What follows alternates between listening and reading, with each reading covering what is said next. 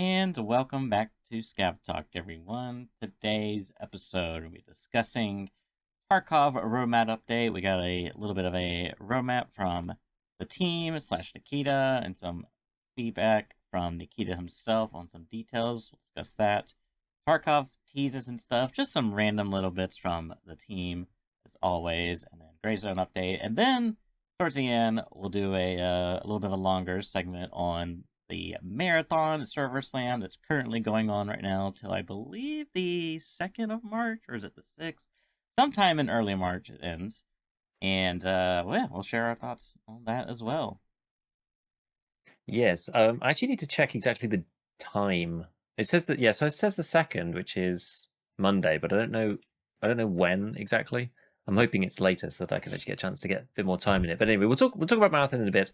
Let's start off with good old Tarkov land stuff. So we did get a roadmap. It's been a little bit. I'm sorry everybody for the irregularity of the cast. I've been absolutely swamped this week, and we pushed it originally to Monday, and then I couldn't do Monday. We pushed it to Friday, and then I couldn't do Friday, and I pushed it to today, and we just about managed to squeeze it in. So I do apologise for the delays between the casts recently, but either way, so we've had bits and pieces since then. This is February the 18th, so this is quite a long time ago now, but we haven't covered this since. So we had preliminary roadmap for Escape from Tarkov first half of 2026.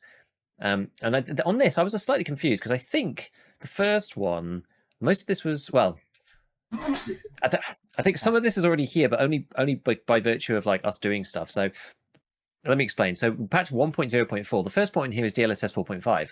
Now, we've had DLSS 4.5 for a while in EFT, but that's because of the NVIDIA app, not because it's in game. So you basically have to like override the game. You don't need to do anything like, there's all of the very enthusiastic NVIDIA people out there who use NVIDIA Profile Inspector. I think you're one of them, actually. Whereas I'm a kind of NVIDIA app only person, just because I know that most people aren't going to mess about with Profile Inspector. So I only usually report on it when everybody can do it easily with like a few clicks. So before that, you could still even do it with the NVIDIA app, to be fair. And you just went in, and this is the DLSS profiles J and K thing no, not J and K. This is profiles L and M that I talked about like a while back, and did actually do a video about it. But I guess it'll be in game now, which is going to be better. It means that you don't have to, because with the big issue with those ones, and if you do it through the NVIDIA app, you can't change it dynamically in the game. So like now, if you have DLSS on, I know that they still haven't fixed the DLSS problem, which is really annoying. I think it's a bit better with 4.5, but anyway, you can swap between preset F, preset J, preset K. You can turn DLSS off, you can turn it on, you can change all the different settings. If you set DLSS 4.5 in Tarkov right now through the NVIDIA app, that's it. You're just locked in. So if you want to change it and compare them, that's why it's kind of so annoying to do the video. You have to like close the whole game, change the setting, open the game again, like, go to the same place. Like it's a real pain in the ass. So that's going to be in the game directly on this next patch, apparently, which is going to be quite good. Technical improvements to story task functionality and reward distribution. I'm not sure what reward distribution means here, but I know some people have asked me with the story task stuff, just like, oh, why haven't you done any of the story? And like, are you trying to escape from Tarkov? Like, have you like done it? Like, have you prestige? Like, what's going on? I'm just, yeah. Are you even trying to play the game? Like, what's going on? I'm just like, I'm trying to, I'm doing Kappa first, and there's like multiple reasons for it, really. I mean, the first one is that I was worried about the PvP quest, but the second part of it is thinking like, because now the story is kind of coming much more into focus for me. I'm like, I'm quite happy and pleased that lots of people have gone and beta tested this thing for me over the last 3 months. Yeah. So I don't just get like hard stopped at like random places where the story's bugged for whatever reason. I don't have to sit there with support for 14 days while they would fix it. All of this stuff, because it's just the way, right? Sorry, your account's been permanently deleted. Get screwed. Sorry. Welcome to Tarkov. Yeah, there's just so many of these things that appear for this stuff. So most of that's been fixed now, and then with this patch, I guess it'll be fixed even further. And yeah, I mean that's going to be important because I guess like tiny little aside, Kappa update. I think I have 9 missions left for Kappa, and they're mostly pretty easy. I think like 3 of them are basically just like gimmies that I just haven't gotten around to doing. Yeah, I've got like. I think I did one of them. Maybe I've only got 8. I can't remember. I've got like one of the gunsmiths that I was going to put a video out about and just didn't bother, which is still waiting in my queue to do. I've got like 2 kills on interchange with like you got to put the respirator on and go and kill scavs. Got like 2 to do for that one. I had like Okay, 1 yeah. night kill left for Insomnia. There's like stuff that's just like super easy, but I just haven't been bothered. I haven't been back to that map yet because I have nothing else to do. The only ones that are kind of annoying, I got to kill like rogues and stuff for the like easy job, and like that other one where you have to. It's one where you have to kill people near the helicopter, and the other one you just have to kill 10 rogues. It's not hard. I just have to go to Lighthouse, which I just detest. Put a Wi-Fi camera in the drug hardest lab, part is like loading like into Lighthouse willingly. Yeah. Yeah. Exactly. Yeah, it's just like purposefully loading in there without accidentally misclicking on it. I did actually do that one time. I was like, I can't remember where I was trying to go, and I was like talking. I was like hating on Lighthouse like big time in the queue, like in the raiding, like loading in. I was like, man, that map's so bad. And then I like load in. I'm just like ready to go and do whatever it is on interchange, and I like load in. I'm just like, oh no, I'm there. I'm so incensed with rage. I've like misclicked and clicked on the bloody map. I was like, oh my god. Anyway, so so I've got like a handful of tasks to do. I've got the Willer's wallet to get, which is the only item that I need, and then I'll be onto the story. So yeah, it's not gonna be that long. The hardest part, or the longest part, is probably going to be peacekeeping mission at this point, because I've literally not done that at all. So I'm just gonna. It's probably gonna be the last thing I do. I'd like wander around as a blueberry on various maps and shoot scavs. I completed Stir Up. Stir Up was the 10th last quest that I did for. Oh my god, I still haven't done that one either. I just didn't get around to it, and I ended up doing. I think I got it done in one raid with the G18C, which is like really, really funny. That was pretty good. So I got 3. I did actually die in the end to some like a Prestige 3 guy, I think. I was like, oh, okay, fair enough, because he was like using something actually good.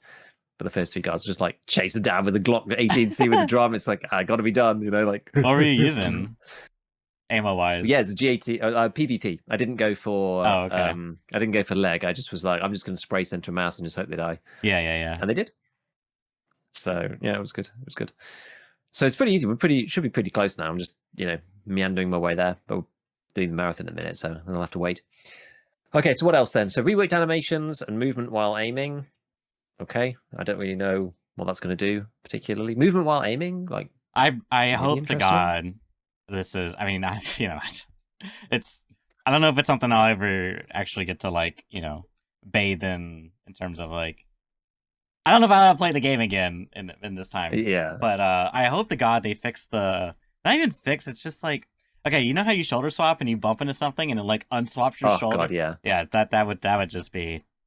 That's that. I will like cry to the end of my days, till in my grave, that if Nikita still hasn't fixed it, I'll be like, and tell my grandson that Nikita never fixed that one bug when you bump into the wall and shoulder swap. Yeah, it's funny. It's one of those things where it's like it's not even technically like a bug per se. It's just like functionality that's not built out properly. Exactly. Because like I want to be tactical and like immersed, and like every time when that happens, it's just like I'm triggered and it fixed my and like yeah. And it's not even fast either. It's like to reset it takes freaking ages, and it's like it can genuinely get you killed. So some people are like, oh, you never use a shoulder swap. I'm just like, yeah, this is why. Yeah, like, this look is at this why. thing. Yeah. Like unless you're doing something very specific, it's like exactly. Really, really bad. Yeah. Sound effects for dropped magazines. Okay. Probably not the highest priority of updates, but it's okay. Could be cool. Balancing fixes, quality of life changes, and cumulative fixes based on player feedback, whatever that means. And RAID reconnect system rework. I think they talked about this before. So if you reconnect or if you drop out, you don't have to reload the entire map. It takes so long to get back in right now. You have like a 10-second glitch with the internet, and then you just sit in like 3-minute loading cycles. You have to reload. It just dumps the entire map out of RAM, and you have to reload the entire thing from scratch. It's like, oh my god. Yeah. Has to manually decompile the map and recompile it every time. It's like the longest process possible. Honestly. So that's then the next one. So it's not going to be a huge crazy one. There'll probably be some other stuff that they haven't said here. Q2. So I guess that's from so this, I don't know when this next one's coming. Like in the next month, I suppose, because it's end of Feb now. So we've got 1 month for that. Then we've got Q2. So that's 1.05. That is large scale in-game event. Most people are pretty sure that's going to be the icebreaker, the big boot thing, because that was supposed to be Q1, but it got pushed. I guess because they were fixing stuff for 1.0 and whatnot. New boss. I'm actually not sure what that's going to be, to be honest with you. Maybe it's to do with the icebreaker itself. I don't know. Maybe. But I don't know where that would even go. I mean, there's the only map that doesn't have a boss is Labs. That's what I was going to ask, yeah. And technically Lighthouse. The Lighthouse has the goons. The goons are sort of associated with Lighthouse, right? Ground Zero has Kollontai can spawn there. Or at least he used to be able to. I'm not sure if he can anymore. Yeah, see, He I don't did spawn there know. once upon a time. He spawned down by TerraUwU building, but then Yeah. they did the weird things. Then they removed. So he could spawn on high level Ground Zero and not on low level Ground Zero. Then they did the hardcore wipe and they combined the Ground Zero queues back together again. So everyone was playing the high level Ground Zero, but they didn't have Kollontai on there. And now they've split it back out again, and I haven't seen him. Yeah, I don't So know. it doesn't seem to be there. So maybe there's going to be a new boss there. I'm not sure. I don't know. Technical improvements focused on reducing the match loading and exit time, as well as improving the interface performance outside of raids, which sounds kind of cool. I know Airwing in particular has been complaining about the match exit loading time, and Nikita replied to him and said it was something to do with the complexity of your account, whatever that means. So something to do maybe with the amount of loot you've got. A lot of people are thinking it's to do with either achievements and story progress, something like that. Like it has to check through all of that. I imagine it's to do with the story because I have a lot of crap, and my exit loading is fine, but I've not done any of the story. So my account complexity from a story, and that makes sense, right? Like all the legacy stuff, like the account loading or whatever, that's all like they've worked on that over the years. Whereas the story has just come in, so there's probably some unoptimized thing there where you're exiting the raid and it checks through every piece in the progress. It's probably doing some loops 3 times. Like who knows? What was that like? There was some like really weird bugs. Oh yeah, you remember that one where if you had that auto vault on, that it would like drop your FPS by like 50 because it was checking continuously whether there was anything around you to vault or not. Yeah, I remember that. we've had some good ones. We've sure had some good ones for new functionality. That's true. It's true. So that'd be quite good. And then improving the interface performance outside of raids actually would be really nice because there's so many times where you're in a menu and then you esc all the way back to like the beginning menu to go somewhere else, hideout or something, and the whole thing just like locks up for like 3 or 4 seconds. It's really annoying. You go into the hideout, you go and click on the workbench. You've got workbench level 3. You can see the scroll bar going as it loads every single craft in the entire universe in the workbench. There's like no mechanism to like favorite stuff, hide the stuff that you don't want. Like once you're after level 12, you never need the Kedder into a Clincraft ever again, or PSTM, right? Once you can buy it on the trade, like, you just don't need that stuff. So rather than having, well, I mean, there should be like a favoriting tab or something, so you can just see those, and it should be first. There should be like level 1 tab, level 2 tab, level 3 tab, so you can see each of the crafts, and you got like a favorites tab. Or even just like, I just want to see these. I don't want to load any of the other crap. Yeah. And then there's also a weird thing about like the way that they do the inventory. And I remember speaking to some of the, the guys who like look at the secret source under the hood about how, your inventory, if you scroll around in the inventory, I've noticed this, you can drop your FPS like massively. And apparently it's something to do with the fact that the game, because they never optimize it properly. So the game is looking at your inventory like database entry and then converting that into basically like a JPEG and then just displaying it on the screen. So it's having to like update that as you like scroll around through the different items. You can kind of see that this, or at least it used to be the case, because if you scroll down onto something and it doesn't fully load in, that's the square of the inventory actually looks empty. And then if you scroll down a little further, then the item suddenly pops in. It's like there's some dark magic going on underneath the hood. So hopefully they fix some of that.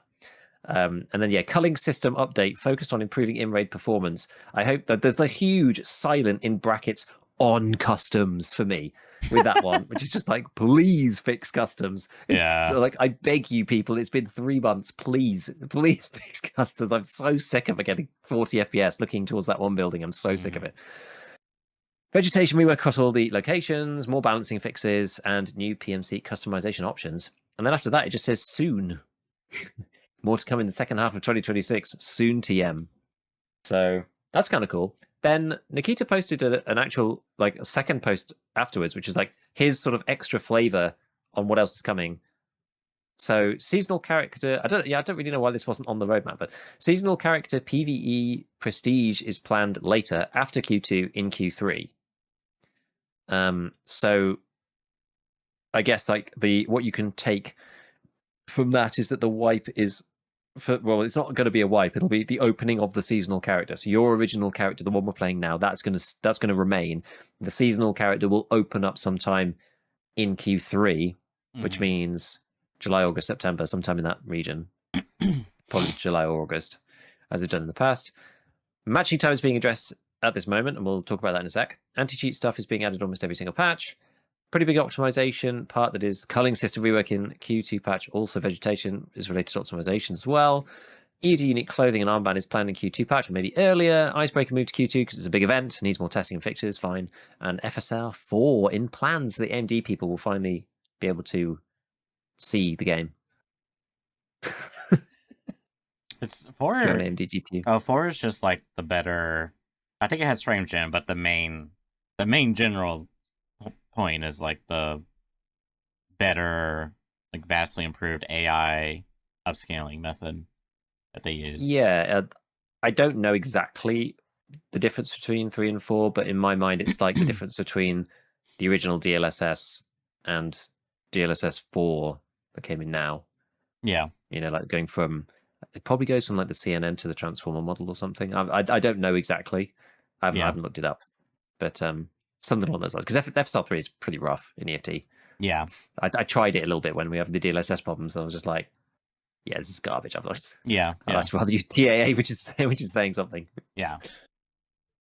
Yeah, I forget the So, technicality, but yeah, it's basically like an actual good AI upscaling versus like a generic, universal upscaler of sorts, something roughly like this. Yeah.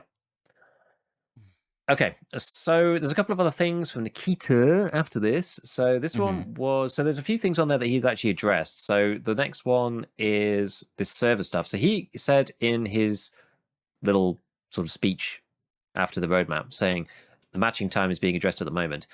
And there was actually a load of posts before this. BSG basically just like dropped a matching patch to the server with no warning, no downtime, no notes, no notice, nothing. But loads of creators all of a sudden were like, guys, what's happened to the matching time? Like, I'm loading in like 2 minutes. Like, what's going on? Like, this is amazing, but like, what's happening?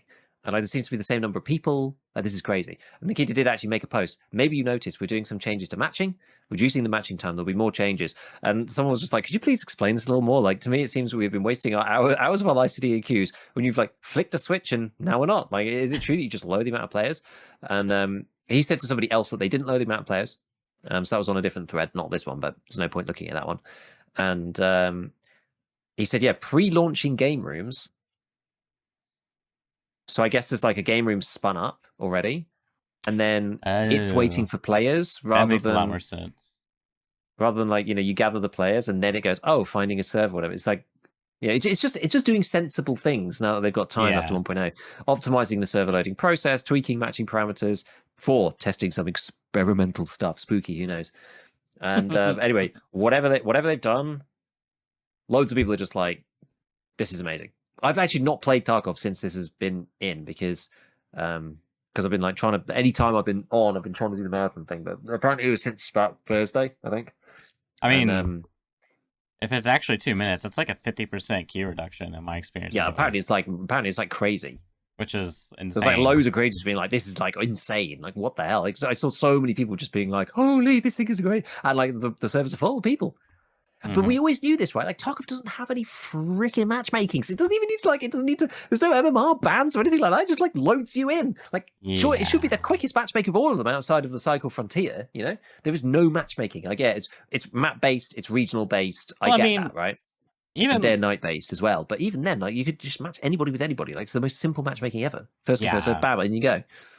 I mean, we kind of knew this. It's always just been like not on their like either it's not a priority or maybe it's both, that it's also just not in their technical or like it's kind of hard and they're worried about breaking it and like all of this. It's like it's so embedded in, it's like hard to test it properly, and they've actually got around to finally doing it. I don't know. It's the same as always. It's the same as always. But that's good. This is a good thing. Better late than never, they say. I suppose. Yeah. Better late than never. 10 years later, we can finally. Oh god! I love Tarkov. Think of all the wasted time. But anyway, I know it's an experience. So this is the thing. There's no real escaping. Even if you don't play, there's no. I read a Reddit thread the other day. It was just like some guy talking about his friend, and he was just like, "Does anybody else have any friends like this?" They're like, They read every patch note. They're like in the community. They watch all the videos. They know everything that's up to date, and they They literally don't play haven't the played game. for like 4 wipes. Yeah. I mean, it is kind of that type of game because you have to like, Yeah. well, you don't have to, but like you do get rewarded for the amount you invest into the game. You know what I mean? It's not like just a very, Yeah. you can approach the game like super casually and like be super oblivious to everything. But there's like a fountain of depth for you to dive into. So like, yeah, I mean, it reminds me a lot of like MOBA, like Dota 2. Like even Mm. after I stopped playing Dota 2, there for a while, I'd watch tournaments, read patch notes. You know, nowadays I'm pretty much I got deadlocked for that. But yeah, Yeah. that's You funny. break away eventually. I was like that for a while too. Yeah, And then like now I don't know what's going on. I just like I turn back up and I'm just like as I said, every time I play there's a new hero, it seems. I play like yeah. once every hero cycle. So yeah, anyway, it's funny. Okay, so the next thing that he posted, this was actually before that, but it doesn't really matter, was finally the EOD clothing. We actually saw a teaser of Oh, this before. I'm not sure whether this was designed for something else and then they reworked it for this, or whether it was always designed to be EOD. I don't really know. But it don't. says on it, Battle Scarred 2000. It's got like a tattoo, Battle Scarred 2015 to 2024, and it says Veteran Edge of Darkness on like the dog tag on the arm. It's kind of sick. I think it looks cool. Honestly, I think it's cool. It's tough. I think it's kind of. It is tough. It's a tough fit. It looks decent. So yeah, we'll see. I don't know when that's coming out, but it's pretty good. And then what else? Well, we'll do Lemao first. That one's Oh, the okay. better one. So this one was actually this was on the clip that I was going to show. Actually, there's like some random Uh, thing, but this is the classic of just scroll up on this I bad can't. boy. You can't. Oh no, boy, have you got like I some? I don't know. Somehow I've Oh, gotten locked out of my Twitter account. okay. Um. Anyway, it doesn't really matter. You don't need to see it. It says some guy replied to one of the like dev clip things, and he says, "I've been playing the game since 2019. I've been supporting, and I'm not getting the support I think I should." And he said, "What do you need?" He said, "I need support," and he gives him the ticket. And Nikita just goes, "You used radar cheat." And the guy's like, "I swear, I legit, all my life, I've never touched radar cheats." And then he deleted his Twitter account. It was just so funny. And so many Yeah. people just like, bah, God, I'm like annihilated, you get wrecked. It's like very funny. So, That is very funny. he did actually post somewhere else because someone was saying like, what about mine? Like, I've not had, and they're like, yeah, you cheated as well. And I'm like, no, bro, I swear not. And he said like, everybody who complains about like not getting support, not getting back to them, and like complaining on Twitter or whatever, he was like, most of them are cheaters. Yeah. And he actually wrote this somewhere. He was just like, most people complaining and whinging on Twitter about like the game sucking and all this stuff. Like, most of them are just cheating guys who are like Yeah. miserable. It's like it's crazy. It's like actually just crazy. Anyway, so yeah, so we got this like dev clips thing. It's just like random stuff. Oh, it's not even What loading in online. the? So like it looks like somebody either going down like a fireman's pole or like Oh, I thought coming we were out from a getting pole helicopter or dancer USEC. I was like, pole hold dance up, game. wait a Sex update. Oh, I see. Yeah, it is like a helicopter. Okay, yeah, The you suck update. yeah. It's like some laser thing. What else? Snowmobile, which is kind of cool. So this is probably like an icebreaker situation. Some like new hand guards, more live action stuff. I don't know whether like maybe they're just like recording things or just like somebody sitting down some animation of some odd thing. And then, but apparently this thing is going to be huge. So I think a lot of it's to do with this icebreaker event, which we kind of got, and some obviously just some like random clips too. But it looks pretty sick. Like the guy's got like the flux winter helmets on and things like that, which is pretty neat. So we'll see how it goes. But yeah, look, they're just like ice. What's that thing called? Is it? It's not a jet ski because it's on ice. What's that even called? Snowmobile? Yeah, that's the one. Snowmobile. Yeah, it's pretty neat. I think that one looks like somebody going to the toilet. Oh yeah. I think I was like, it could just be somebody sitting down, I suppose. But yeah, I don't know. So interesting. that's coming, and it's pretty neat. And yeah, that's kind of it for EFT. The other news from the Tarkov dev team, Dmitry, our beloved PR manager, is leaving after 9 years. This is my final post as head of PR at BSG. After 9 years working on Tarkov and leaving the studio to pursue something that cannot be created inside a classic, familiar structure. BSG and Tarkov have saved lives of million people, including mine. Proud of the team, community that we'll build together, etc., etc., etc. Most of all the players, those who cared, still care about the fate of our shared game. And Wow. he is leaving to apparently make this thing. So he said he did another post. Oh. What comes next is Rush is real. Because I was just like, what does he need to? What is he going to leave to do? With a deep sense of how important and unique this moment is, I could say it is not just another shooter. It's a game where risk and pressure are pushed to the absolute. Inaction is deadly, where the audience and the world itself can be just as dangerous as any enemy. Over the coming months, while the game is in development, I'll be sharing fragments of this new world with you details about mechanics, locations, characters, and the challenges players will face. For now, consider this a hint. The rush is real. Every action matters, every choice has a price, and every moment counts. Follow my account. The journey begins. Cool. So I'm interested to see what this turns into. It's kind of cool. Yeah. And Sheaf actually asked him, like, is this a solo project? And then Nice Guy said no. So I don't know what Nice Guy knows about this, but I don't really know. And then he was just like, oh yeah, is this different to the Core 3 stuff, different to BSG? It's just like, yeah, not Core. And he's just left BSG. So I don't know. Nice. That's kind of crazy. I mean, he's basically like a founder with Nikita in Pretty much. many ways. I mean, I don't know. I mean, I guess Nikita had more of a original, a little bit more of a. He's kind of like the father of Tarkov because I mean he came from Absolute Sauce, if I'm not mistaken, which they made. I think it was Absolute Soft. The Contract Wars guys, right? Yeah, yeah. And they wanted, he wanted to make Russia 2028? 28. Yeah, and then this was sort of like a sub branch of that, and it was meant to sort of like fund basically it seemed like they were trying to take that model from Contract Wars, the sort of like multiplayer, but that was like a web based shooter, but they're gonna make a more appropriate 2016 version of that, and then here we are, Tarkov, and it's just so it's kind of crazy because he's been there for quite some time, and I definitely wish him the best of luck, and super cool to see what the rush is real could be. I'm thinking very like bright colors, almost like the finals, and like punky colors, like orange, pink, like or jet set radio. Thinking like something like that. Just something like very vibrant and like out there. Yeah. Like intense and gotta go fast, or something. Yeah. Yeah. If you don't move, you die. Literally, lightning from like Nikita, or I guess in this case Dimitri, comes down and strikes you. Yeah, like like multi-kill stuff. The more you like slowly lose health, the more you kill stuff. I would love something like health that. Goes like, yeah, stuff like that's right up my alley. So end of an era, really. But I mean, I guess it makes sense. It's a good time to move. You've gone through to 1.0. After 1.0, it's like a bit more stable, right? It's like the job of the PR is like a bit less important, I suppose, in some ways. Yeah. So he probably feels that he's kind of done what he needs to do. That's cool. Pretty cool. Yeah, I wonder if he's like moving up to like a game director. I guess we'll see, but that's really cool. Yeah, I don't actually know. What does it say on? Because now you can go to his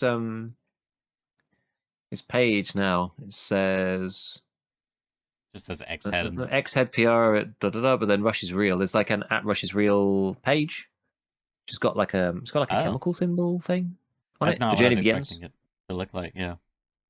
Yeah. Huh. And he said it's a turning point.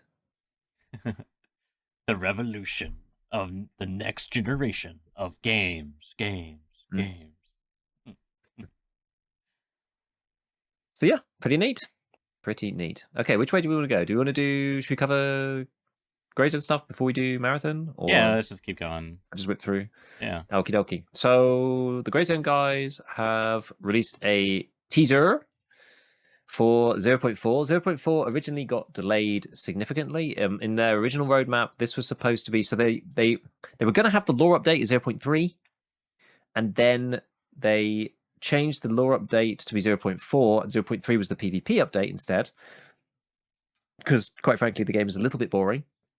And just adding lore onto the top of 0.2 is like, 0.1 was like, here's the game at its original incarnation. 0.2 was like, okay, we've added the day-night cycle and night vision and whatnot, which is like fine, but it doesn't change the game loop particularly.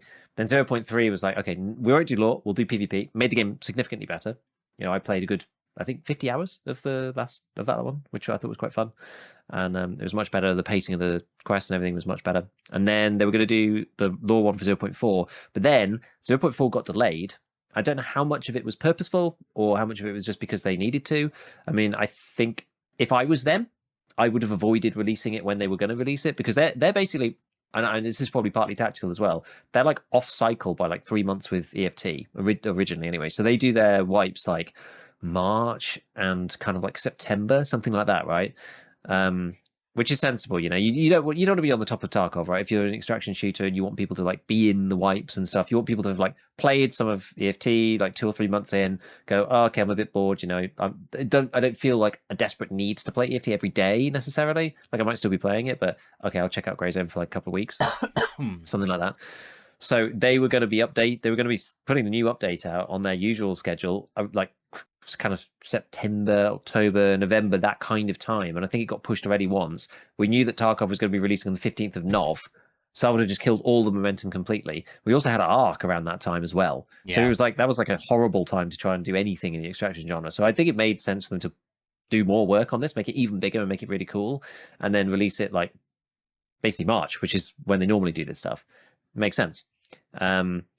So yeah, they've like they're adding all sorts of things. There's like a couple of people have put out some videos, and they've got some stuff in here as well, which is like there's quite a lot actually. It's like they've rebuilt a lot of the core mechanics,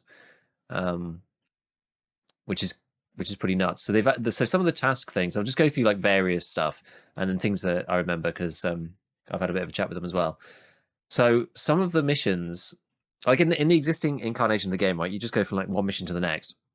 And they said apparently in this next update, some missions can have like a real risk to them. So, and I think even the main missions. So if you go and do it, and then you die, the task like disappears for a bit. It comes back later, but you can't do it again straight away, which is kind of insane. And I think some people are going to really like this, and I think some people are going to really hate it. So I think it's really going to divide opinion. And if you say you get like the equivalent of a prepper task, yeah, you would like go and do the thing, and it's like a main storyline task, and you fail it. It's like you died. That's it. It's gone. And I don't know how long it is before you can retry it. I'm not sure. A matter of hours, I would hope. I wouldn't like it to be any more than a day. So if you survive, you can keep doing them. It's like a sort of like a slightly more interesting take on like the time gating in some ways. Like time gating is kind of annoying in EFT because it's just like, well, you get to the task and then you just can't do any more. Whereas in Grey Zone, it's going to be like, you can keep going, you just not allowed to die. Yeah, well, I wonder. I mean, surely there's more to that. Because I don't know. To me, that does sound kind of like. I mean, it's interesting. I think it depends on the mission. It's different, but it's like kind of like boring and like. Yeah, just because it's different doesn't necessarily mean it's good. It's like you try the thing and you're just like, damn it, I died. Like I got to try again. Yeah, but like if they're doing like another chance, maybe you now what am I gonna do? Yeah, but maybe if you get like a different quest opportunity, or I don't know, like in other words, like if you see let's say you get offered 2 quests, right, and you have to pick one. Well, one's clearly more dangerous than the other, but like maybe the rewards are a little bit better. But it's like if I do this thing, then maybe if I fail, then like I'm gonna get punished more. I guess, because I will be missing out on this quest line potentially. You know what I mean? Like I don't know. There might be something there. Yeah, well, like, or you try and do the one. Maybe it's only the main ones, like the really high important priority ones, whatever. And so you go, oh, I died on that one. Okay, well, go and do the other stuff for a bit, and then I'll come back and give it another try. Yeah, just kind of like it's one of those things that sort of, yeah, like artificially increases the ante a little bit, which is, it's not necessarily a bad thing. It's like what we said before about EFT. Like part of EFT has sort of always been in the like, it takes you 10 minutes to load up and it takes you 10 minutes to queue in, and then you're just like, man, I really don't want to die now. Like this is gonna really suck if I do. But sort of like, it's 95% positive to make the player experience better, and 5% there's a small downside, in like the little bit of like, it really does feel like a time investment.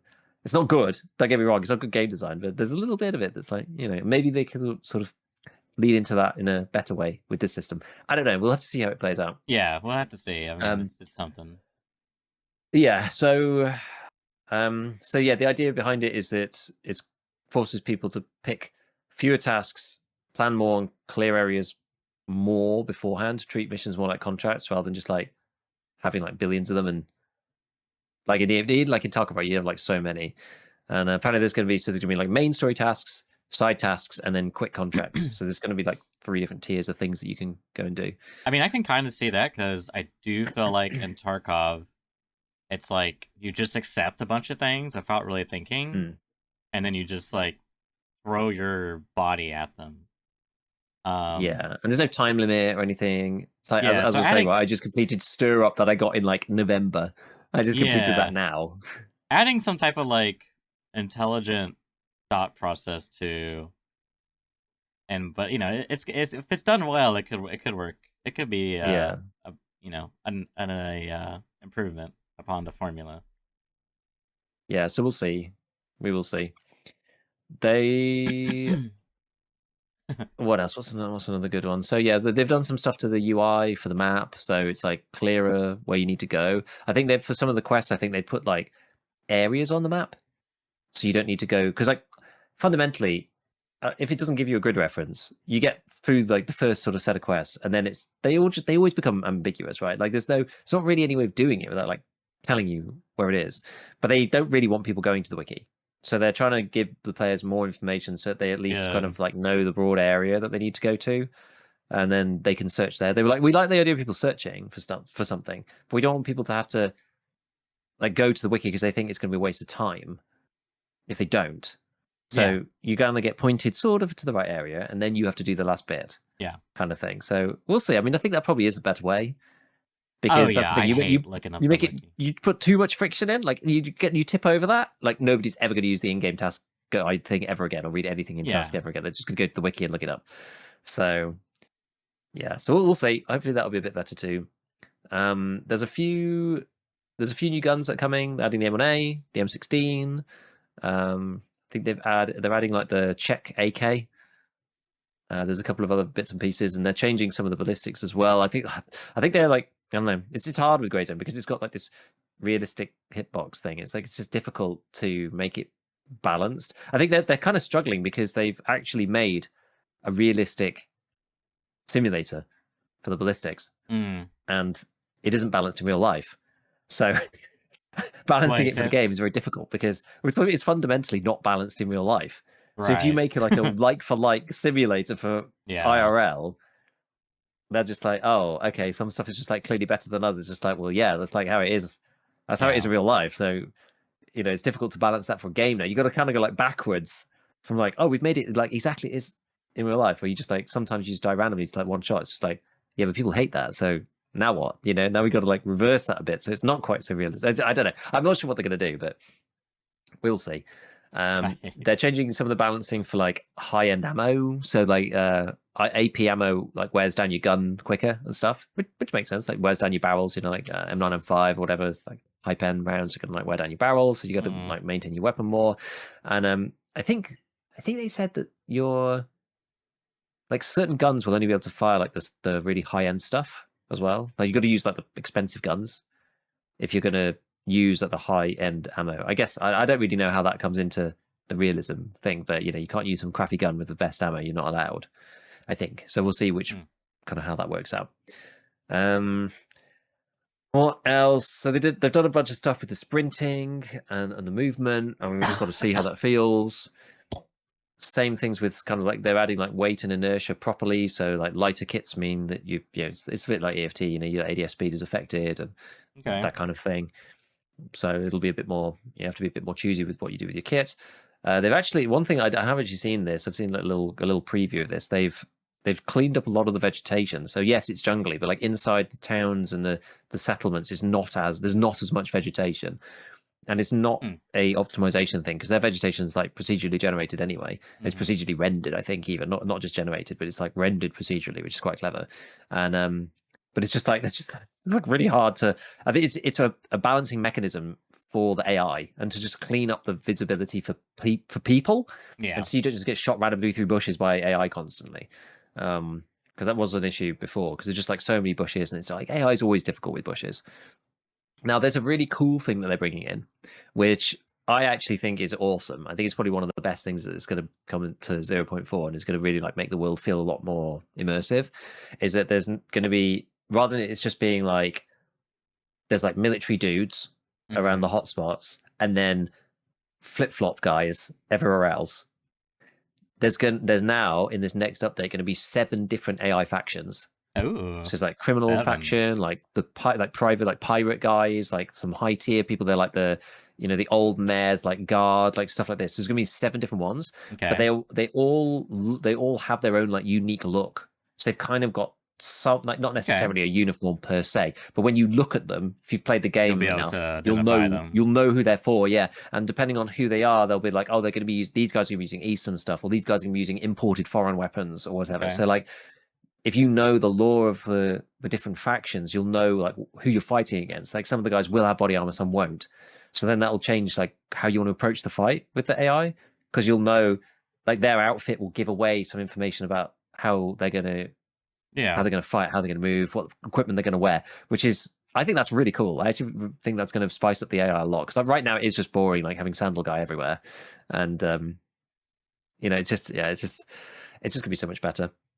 And then the faction bosses themselves, I guess one for each of these AI factions, are going to have unique loot. So like skinned weapons, like engraved weapons, like special to the boss.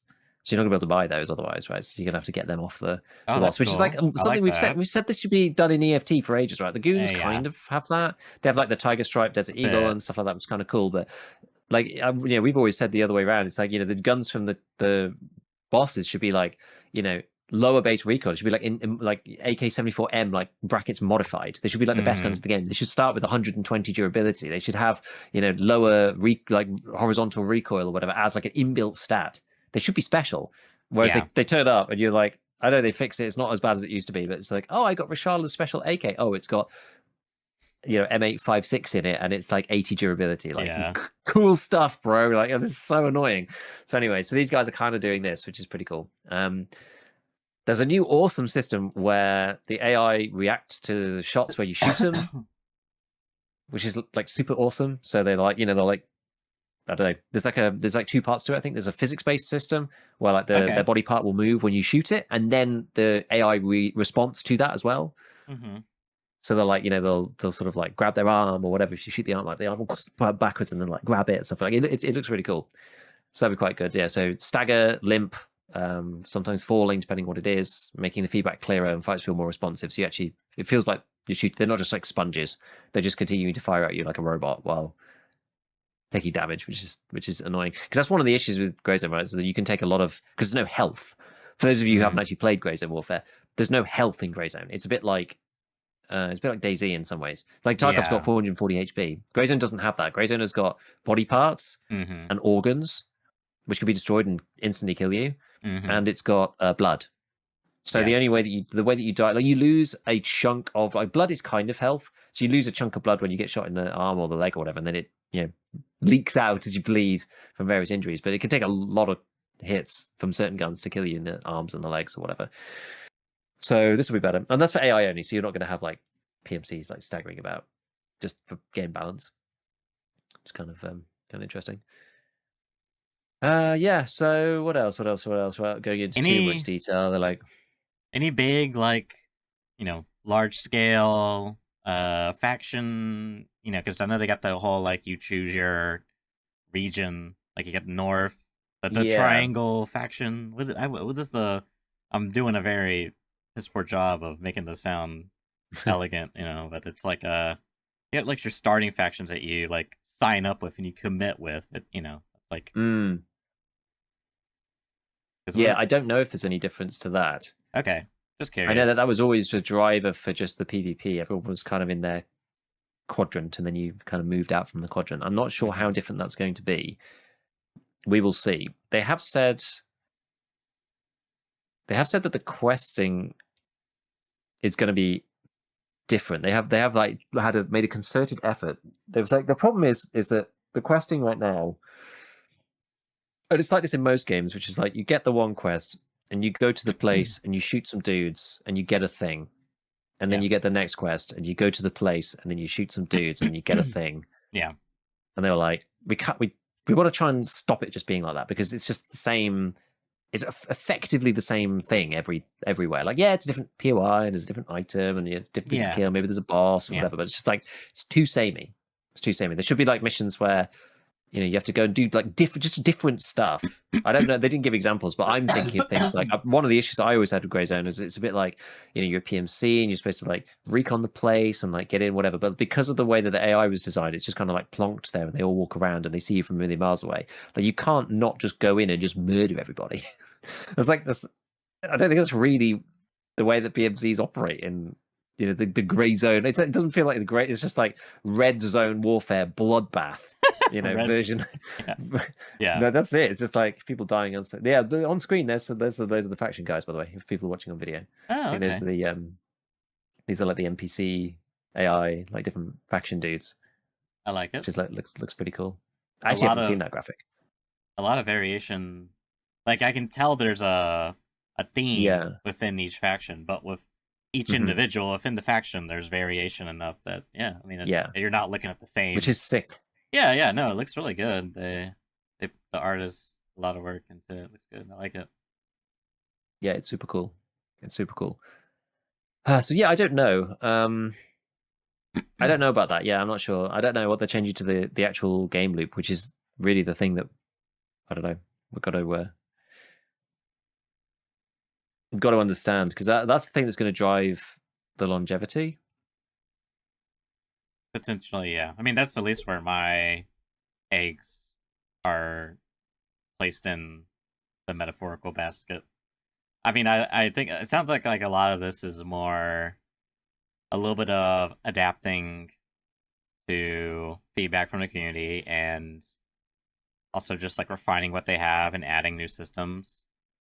Like one of the things I saw within this sinister FPS YouTuber slide, I assume they got like slides from Grey Zone, with some animation jumping, which when you played, like when I played with Clementine once, and I couldn't stop laughing because like the running animation was like so stiff.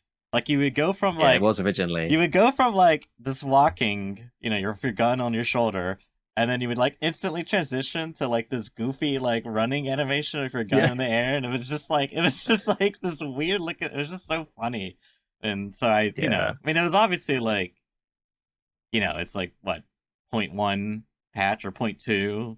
Like I understand. Yeah, really it's early. Like early access. Like I understand. I get it. So like all of this stuff has got to come eventually at some point. But yeah, I mean, I'm like, for me, I mean, you know me. My preference is not the let's build a realistic simulator. Like I just don't really find. I don't know. Like if I want to, I don't know. I want to play a game. I don't want to play a simulator most of the time. If I want to play a simulator, I'll go out and play a simulator. But like, yeah, I'll go and do airsoft or something. Yeah, or like some Arma. To me that's like a very simulator type of game. But like, and maybe they're going for like a hybrid, like like a PMC extraction. Not even extraction, but you're simulating the thing of a PMC. I get it. I like more gamey mechanics, gamified mechanics. I don't like one-to-one stuff. It's just not really. Reality's kind of boring. I think some of this is coming later. I think because they're funded for so long, they can kind of be like, right, we want to build out all the base mechanics first. We're not worrying necessarily too much about building hype and getting millions of people in. Like we don't need to. We can build out all this stuff. We'll make it playable and make it fun enough. And then because remember, like fundamentally, at the end of the day, this game has a whole section in the middle that we haven't seen.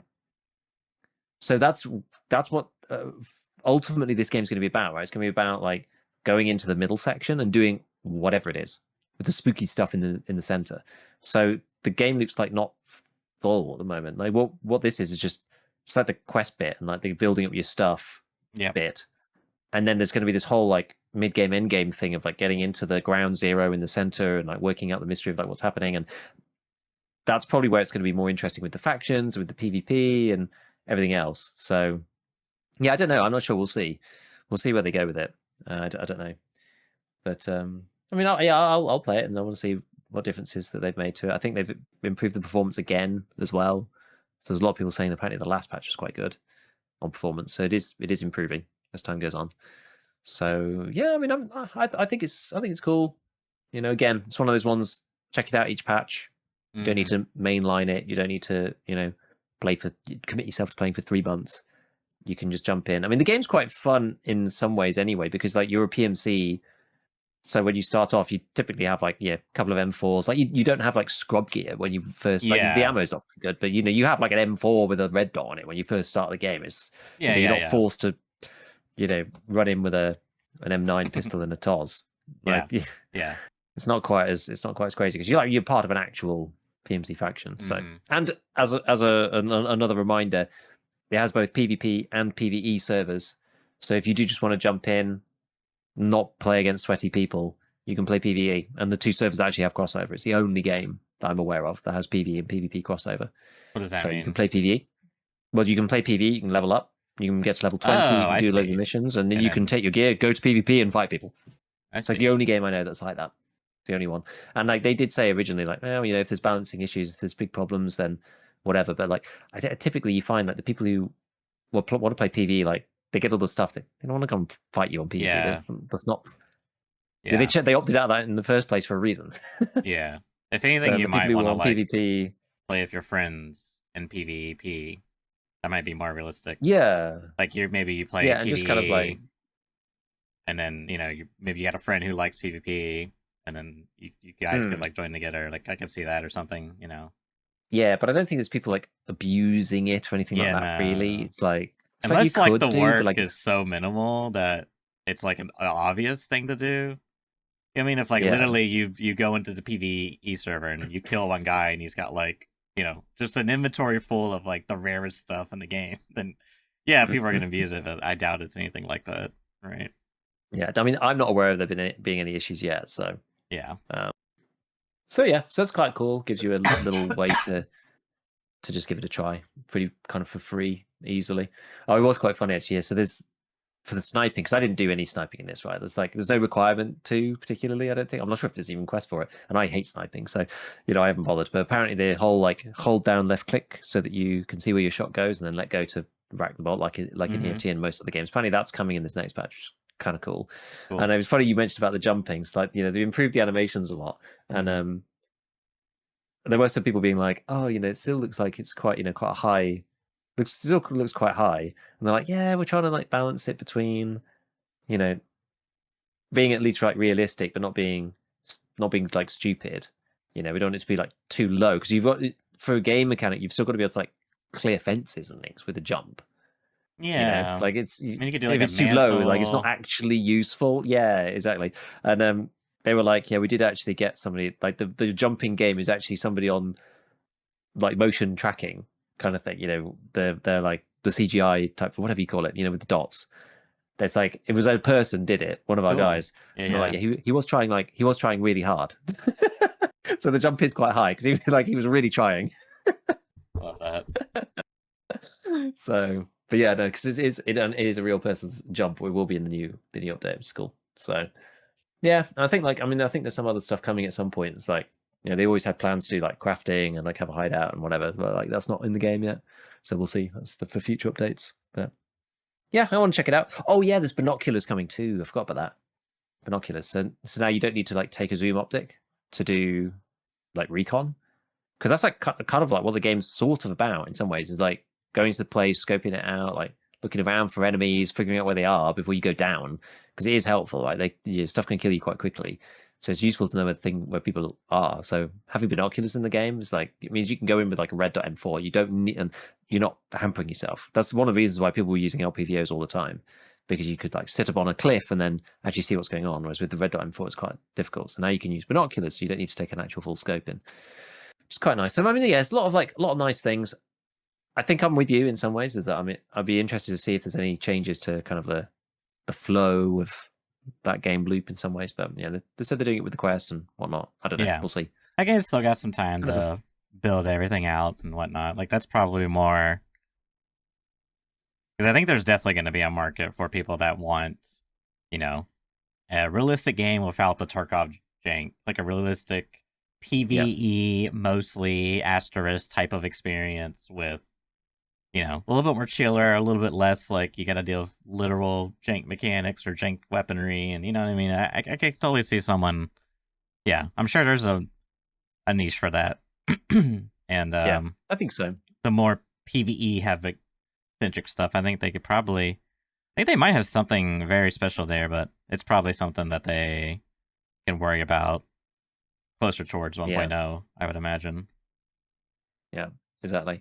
Like, as a reminder, so 0.3, I think it was 2025.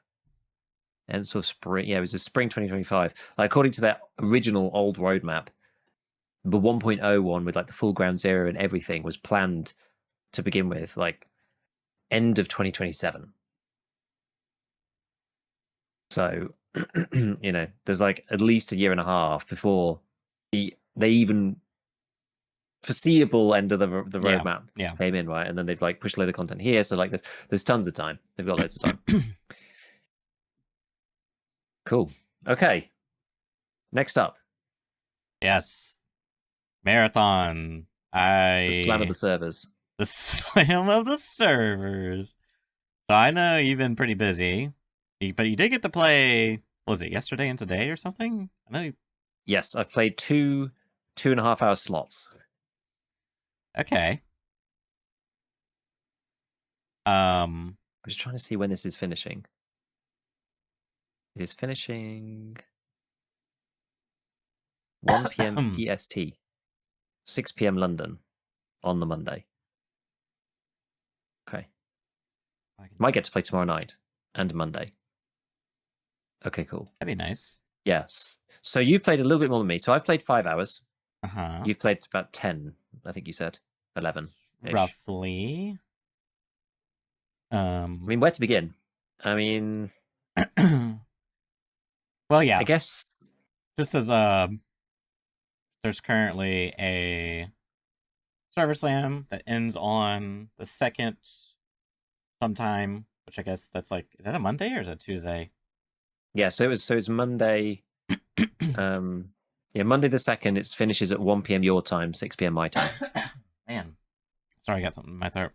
Yeah, and then the game's going on sale. Like, you can buy it afterwards, right? Correct? Correct me if I'm wrong. I think you can buy it now, even. But yes. Oh yeah, pre-order. Yeah, if you want, it's there for you if you want to do that. And yeah, they're basically kind of doing the Arc Raiders model in a way where they did like that server. What do they call it? I don't know. It wasn't a server slam. It was some throwaway name. They called it server slam too. Did they? Okay. They did. Arc did, yeah. I couldn't remember. And so yeah, they're doing a similar thing. And so now you get the like demo, because there's also a Steam Next Fest going on with like, you know, a bunch of demos from indie developers and such, which maybe next week I'll talk about some of the games I've got recommended and played. But yeah, Marathon. So let's start with the good, the things that we like. I mean, for me, I can definitely say there's a couple of different things that I like. For one, absolutely love the little like lore videos you get.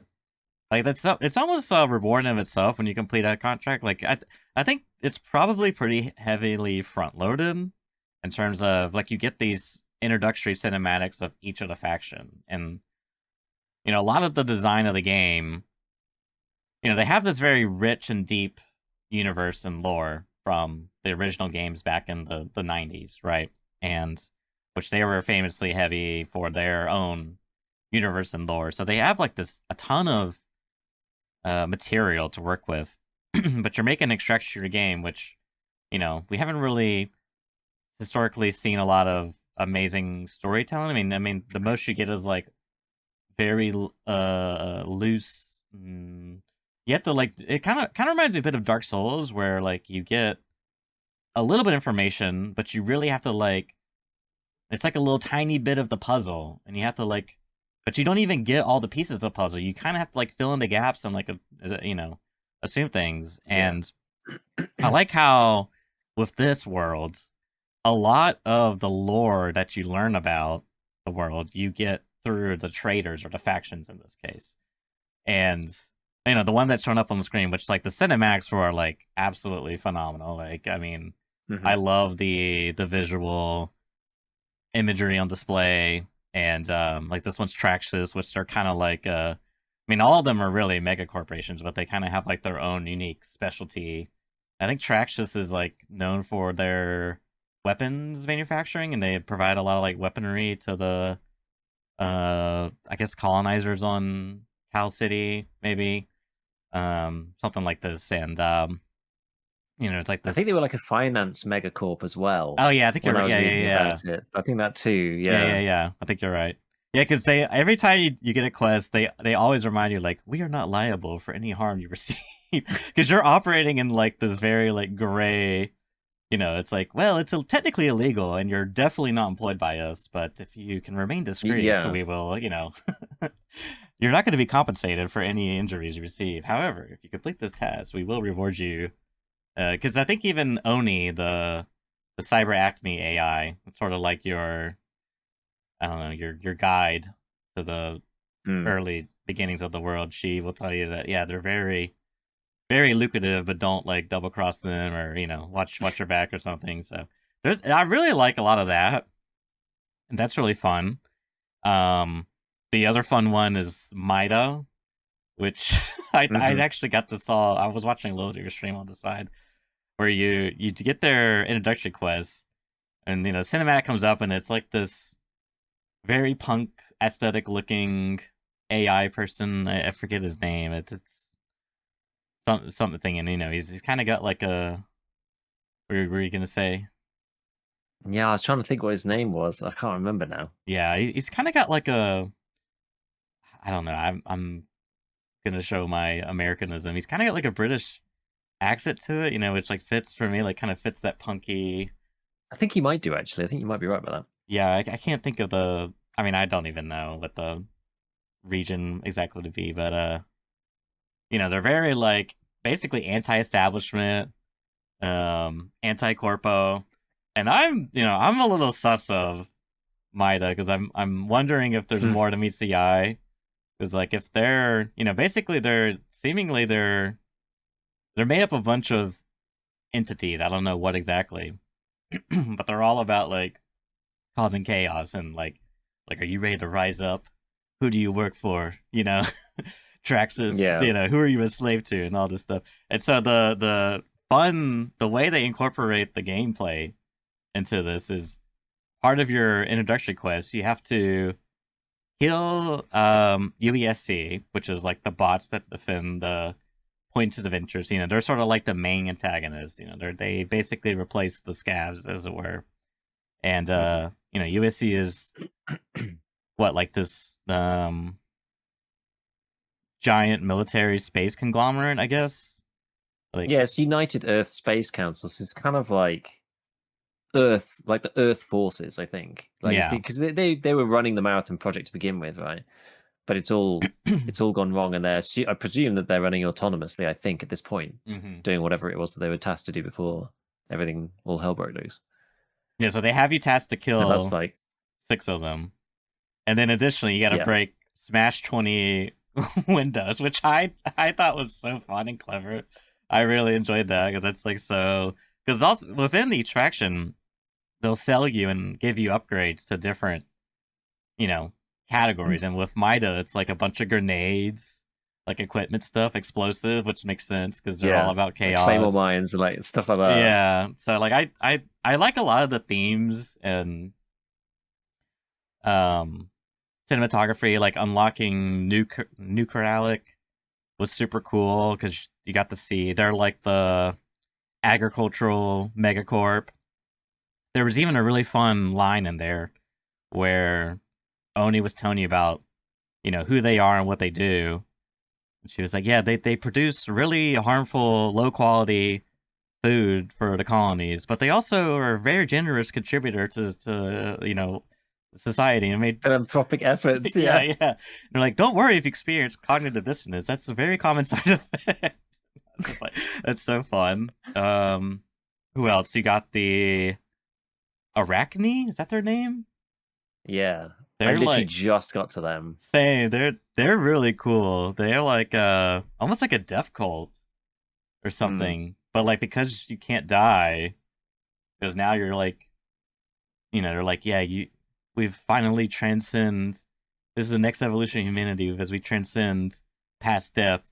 But they want you to like to kill people. So all of their tasks are like PvP player killing related. And it's fun too because like it'll even say, because I think you get faction points for doing things that the factions are associated with. So like for Arachne, if you loot player bags, you'll get faction points. Hmm. And I think even some of their like daily quests will have that as well. So I don't know. I know I've been talking for a minute, but I really enjoy the world and universe and lore and like cinematography, cinematic stuff. Like all of that is just so good. Yeah. Like it's working a lot better than it did originally. Where we said like originally you went in, it was completely directionless, didn't tell you anything about what was going on. Very confusing. Like it didn't even mention the marathon as the ship.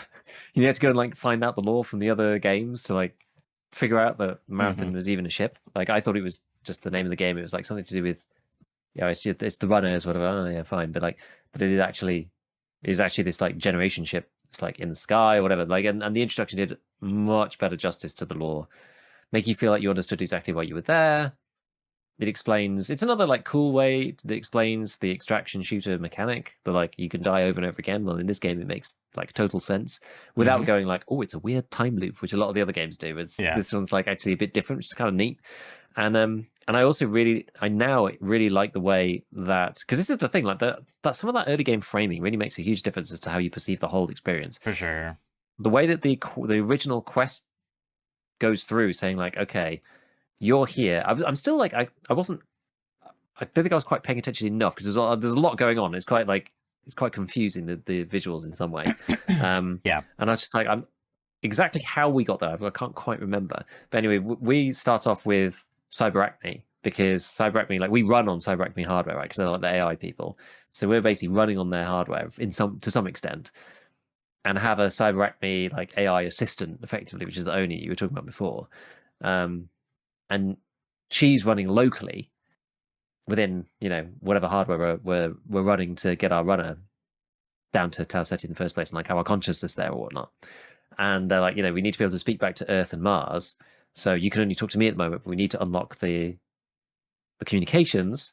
So that's why on the first missions is to go and unlock like the faster than light communication panel. We basically have to hack into the UESC matrix to go and send our communications back to speak to these other factions first. So it's just like I'm not just here. I've turned up and now I'm just like playing the game to loot stuff, to play the game to loot stuff, right? Which is like kind of how the Yeah. first incarnation was. It was like, Yeah. oh, we actually need to unlock the factions because, and there's a real reason. It's like, well, you're here, but you can't speak back to home because it's too far, right? So you need the FTL. We're gonna have FTL in this particular universe. Don't ask too many questions, but we're gonna have that in this particular universe. That's fine. So you have to go and unlock the comms link thing, and then you try and do it, and then they intercept your comms in the middle. Like it's cool. Like it's really cool. You feel like there's actually a proper, to get people over that little bump. Like extraction shooters have a bit of a harder time because there's so much going on.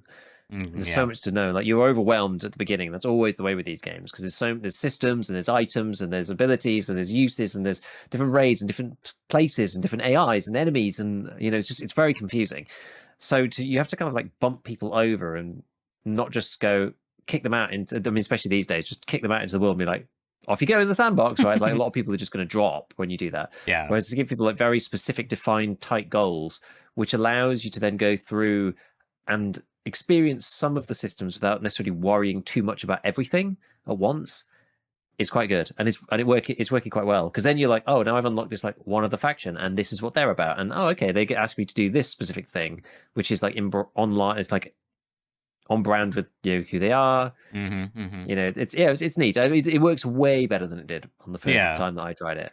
Yeah, So and in addition, it's like you that's get to cool. see, oh, this like Nuclear Relic, for example, their upgrades give you access to buy better healing stuff. It's like, oh, this is how I get better shields or better, heals, and then same goes for like, Traxxas. They have like a bunch of weaponry of sorts, and then yeah. So I think that works pretty well. Because yeah, it is a lot to take in, especially when you're asking the player to play and learn all this stuff as you play the game, an extract shooter, where you can lose everything. So you're having, you basically get no training wheels. I mean, you get like one training wheel match or two, I think. I think they give you like a solo tutorial mission, and then they give you another mission where you only play against AI. Maybe not positive about There's that. like beginner perimeter. Yeah, there's So there's perimeter something. split into two, beginner perimeter. I think you can play beginner until like level 4 or something. I don't really know. But you can play it a Okay. couple of times, something like that. And I didn't meet anybody when I played it on those. Yeah. But I think that's fine. I genuinely think that's okay. Like, you need to give people time to go in. It's a bit like, For sure. MOBAs in some ways. MOBAs actually don't really have. I mean, they do in some sense, but like, you need to give people time to like go in, hover over their abilities, hover over the loot, see what's what. Understand like where things are. Open the map, try to like figure out whether the hotkeys are in the right place. There's like a lot of controls. But I spent a while fiddling around with various things and being like, oh, what about this? And what about that? What about this? And where's the melee button? Is there a quick melee? And oh, that's just a punch, but it's not got the knife. And like, okay, we've got to swap that. Oh, and this guy's got, oh, but I've mapped that to V, but now I've just swapped to a different shell. And now V's is actually one of my abilities now. Like, oh, no, now they're overlapping. Now I've got to change something else. So like all of this rubbish, right? You'd like spend the first couple of hours like figuring out those things and like looking at loot being like, what is this thing? Like, what is that? Is this useful? Is this better than the thing I've got already? I've only got a tiny bag. So Right. what happens? So yeah, you need time. You need a bit of time to figure that out, like without being shot at by somebody who's strafe spamming with an SMG. Yeah. That's the issue. There's PvP in it too, right? It's not even like it's a tough. it's just you can get the AI to just chill out. It's like another player's going to come in and like teabag you while you're still like reading what the core does. Yeah. No, it's a tough sell. I mean, we'll see. I think they definitely, player education important. A lot of that's probably going to come from content creators. So yeah, we'll see as it develops. But some other facets that I like about the game, I like this is again the more of an artistic thing that I appreciate is the different font that they have. Like I don't like it's some of them are like actually yeah, we're just right here. When you when you pull up the map, I think you get to see at least 2 different fonts, maybe 3, but I swear there's like they have like 3 at least 3 different fonts they use. So they got this, I call it like header number 1, like the biggest font. It reminds me of when you die in Dark Souls it says you died, and it's got like that kind of I don't even know how to describe it. It's very It's a traditional font. Yes. It's referred to. The reason why it looks different is because it's a serif font. Yeah. Which means it has the little like trills fancy and bits around the edge. Yeah. It's got the fancy little bits. It's like a sort of I don't know. Yeah, more classic. It's a classical for style sure. font. Which really, but the way they use it is like a header for certain thing, like the most highest tier of title. For me works because then the other fonts are like doesn't. It's like so counter to the rest of the art style of the game. But like it also like barely fits into it. Like I don't know. For me, it really works. And then you got like almost like a 8-bit style of font. I mean, it's very loosely bitty looking.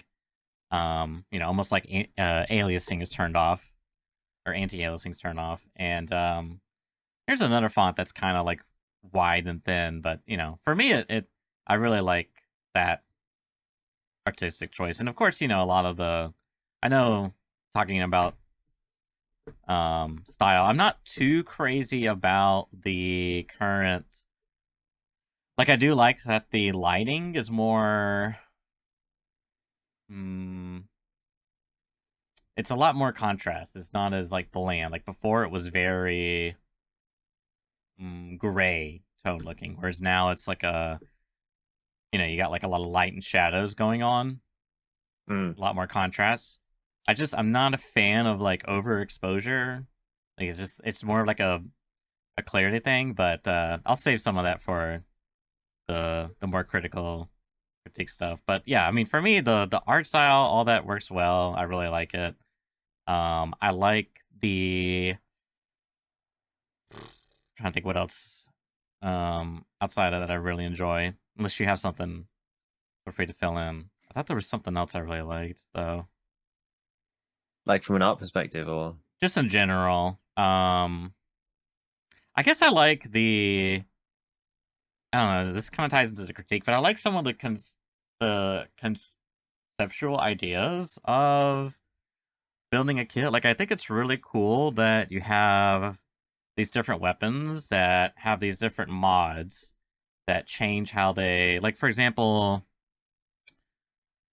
there's a gun called the Burt SMG that's like a 5-round burst gun, and it seems to be very accurate. It has good stats while moving while ADS, like it doesn't lose a lot of its accuracy right? and stuff. But it's an SMG, so its range is like 27 meters, so it's not like, but its burst fire, and like its damage stats are like seemingly okay. But the fact that you have all these different mods that do different things, like one of the things I was looking at is because I was making an effort to like collect weapon mods when I would find them, like, Yeah. Okay. which probably wasn't the most wisest thing to do, but I really want to explore these systems. So, Mm. um, some of the red dots, for example, they would like maybe they would increase your zoom, maybe they would like change the ADS spread, make it tighter or something, or some type of trade off maybe. And one of them, it was still like a red dot, but it had like +7 range, and it was. I went and checked it on some other guns. It was like a flat +7. I was like, oh, this is interesting. So now I can like take this thing and make it, a little bit more of a long range. And then there was some other mod that I was looking at that was like increases accuracy while moving while ADS. But this Mm. gun already had such a high stat. I was like, well, this isn't really useful for that. I'll put that on like something else. So I like those aspects. And like what they're trying to do with the cores. I think and all the like because you got like your head attachment, you got your arms attachment and leg attachments. I don't even know what you call that category, but you have that as well, plus your cores to kind of like augment your character slash kit. I mean, then you got Yeah. shields, and then you have like basically like when it comes to equipment, you got like these primary effects, and then you got like stats, and then you got like secondary effects, There's a lot. and they all could, in theory, you could make a very complex build. Like one of the things I was thinking, I noticed the level 1 shields, they come in 2 flavors. One is you get an extra shield charge, so you get like basically 2 bars to heal or Yeah. use. Then you have one that's a single bar, but it takes 50% less damage, which I was like, that's interesting. Like, what could you do with that? Like, maybe there's something where like your shield passively charges outside of combat, or you know what I mean? Like, there's Yeah, and maybe that would be better because you'd rather have 50 shield and take half damage than have 100 shield and take full damage. yeah. If you had If like you a had 1 tick per second recharge, for example, yeah. something like that, yeah. So like I can see the things there. Mm. I just don't, it's one of those things where I'm like concerned about how, because one of the, I don't know, any other, I don't want to jump into my criticism because I got a lot of criticisms. What else do you enjoy about the game, Keegan? Unless that's Yeah, I mean, um I really enjoyed the build crafting. I can yeah. see where it's going much better than the first time. My criticism originally with the initial one that I played was that you just didn't get anywhere near enough stuff early enough. They just needed to give you like things to play with. And in this time, there's calls all over the place. There's augments all over the place. Yeah. Like even if you just make a new like basic white tier of them that are easy, like just give you small buffs. At least it gives you like the chance to start playing around with the system. That was like one of my big criticisms of the first time. And I Mm, feel like I'm finding calls all over the place. Like you'll be on a free that's run and good. you'll be like, oh, I got this random thing and I got this random thing and I got that thing and oh, this is for a specific runner shell. So okay, maybe I'll play like that one on the next one. And yeah, I mean, I've been trying to play around as well, just grab as many different things as possible and just like use them and try stuff. So I had Yeah. one which was, and this is what makes it interesting. It's like trying to compound those things together. I had like two different augments, I think they were called. I can't remember now. Like augments or cores or whatever they're called. Implants. I'm not sure. I had two of them which did melee damage, Mm, and I was like, okay. And then I got a like a muzzle kind of whatever it is attachment mm-hmm. for weapons in general, where if you shoot the gun and hit something, the next melee attack you do does like it said like significantly more damage. So I was like, oh, I wonder, this is like quite interesting. So you could just, and I was using the assassin guy. So I was like, Yeah, I've yeah, got yeah. all these like passive things to boost up my melee damage in the first Right. place. I shoot once, then I go invisible, run up to them and go bam and get this like mega crit. And and I was just like, this is gonna be so sick. And I was just like messing about, like testing it, like shot one, like exploded this first UESC thing. I was just like, wow, this is awesome. Like exploded the second guy, and then just got like nailed in the back by some random dude who heard me messing about. So I was like, damn it! Like I got like for 6 minutes to just like play around with it in the starting area, and then just got Yeah. PvP. And I was like, god damn it. But like I was like, look, I can see where this is going. This is Yeah. Yeah, interesting, and yeah. I picked up like some like random stuff. I think it's good the variety, but I picked up this like site, and it was like, oh, if you hold ADS for a small period, the next shot plays a distracting bird noise at the location Yeah, of the I've seen of like the. I was just like, what? Like this, that. like what? Like this is so random. But I was like, I'm sure there's probably use for it somewhere. With mixing in, it's like lodge it in the back of your head, and like Mm-hmm. when you're mixing all these things together, it's just like yeah, it's just intriguing. I'm interested to see how you can build crafted stuff, and it's fun to try and mix and match everything to get things to be a bit better. I mean, the UI for it is not very good, but we'll talk about that in a little bit. What else? So what is good then? So yeah, the law's cool. I like the art style. I'll just talk a little bit about it. I actually don't like that font that you like, which is quite funny. The classic font. Yeah. When it first came up, I was just like, "That's really weird." I said It almost the same it thing. They're like, "This is like Dark Souls. Like it's like that you died. Like what's that doing here?" So weird. And yeah. I only commented on it. I probably would have noticed, but I commented on it because I saw somebody on Twitter talking about like, "Oh, they've got like 10 different fonts on the same page and stuff." And I was just like, "I'm not sure if I'd ever notice otherwise." To be fair, but like once I'd seen it, then when I was in the game, in the back of my mind subconsciously probably looking for it, and I was like, oh, I'm not sure actually, I don't know. But I think the biggest issue that the Marathon has with this art style thing is that it's just extremely divisive. Some people really like it, and some people really hate it. Yeah. And I do think there's a significant more amount of people that don't like it as much as it's like, in Arc Raiders, like some people love the aesthetic of Arc, and some people are just kind of like, it's whatever. But people don't typically tend to like hate Arc Raiders. It's like, at worst, it sort of it just is there, and you just kind of get on with it. Whereas I think people with this do feel that it can detract if you don't like it. It really detracts from the game for a lot of people. I mean, I quite like it because it's especially maybe we're seeing the first iteration and then seeing this version now, where the first one, as you say, it was like kind of overexposed.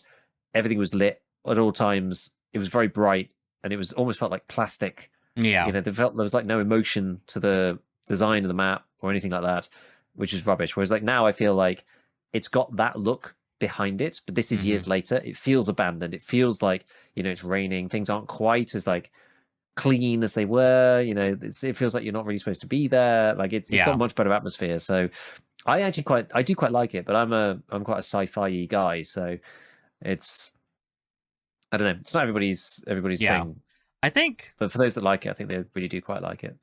I think there's yeah, I mean I think another way it's like the art style, font, everything around that is very like bold and um quite abrasive really. Like even like towards more traditional um ways of how you would approach art, I guess. You know what I mean? Mm. It's like clear. I mean, it's like you can definitely go for something that's like the artistic choice here is to indeed it's supposed to like break all the rules and like clash and make you feel discomfort. And I think some of that plays into because one yeah, because I think also I think that because there's so much in your face that it can be very overwhelming. And Yeah. I think that can get mixed in with I don't like the art style. I think both can be true. You could be like, no, I don't have an issue with that, and I don't like the art style. I think that can definitely be true as well.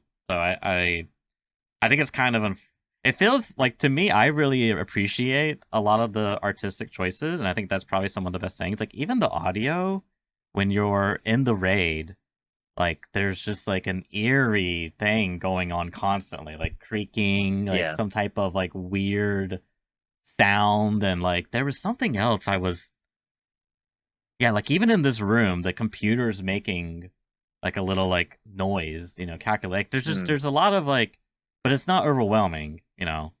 Um, so I really like that as well. Like a lot of the artistic stuff, I think is like for me like 9 out of 10, 10 out of 10. There's like a few things that like really annoy me, but in general, I really like it.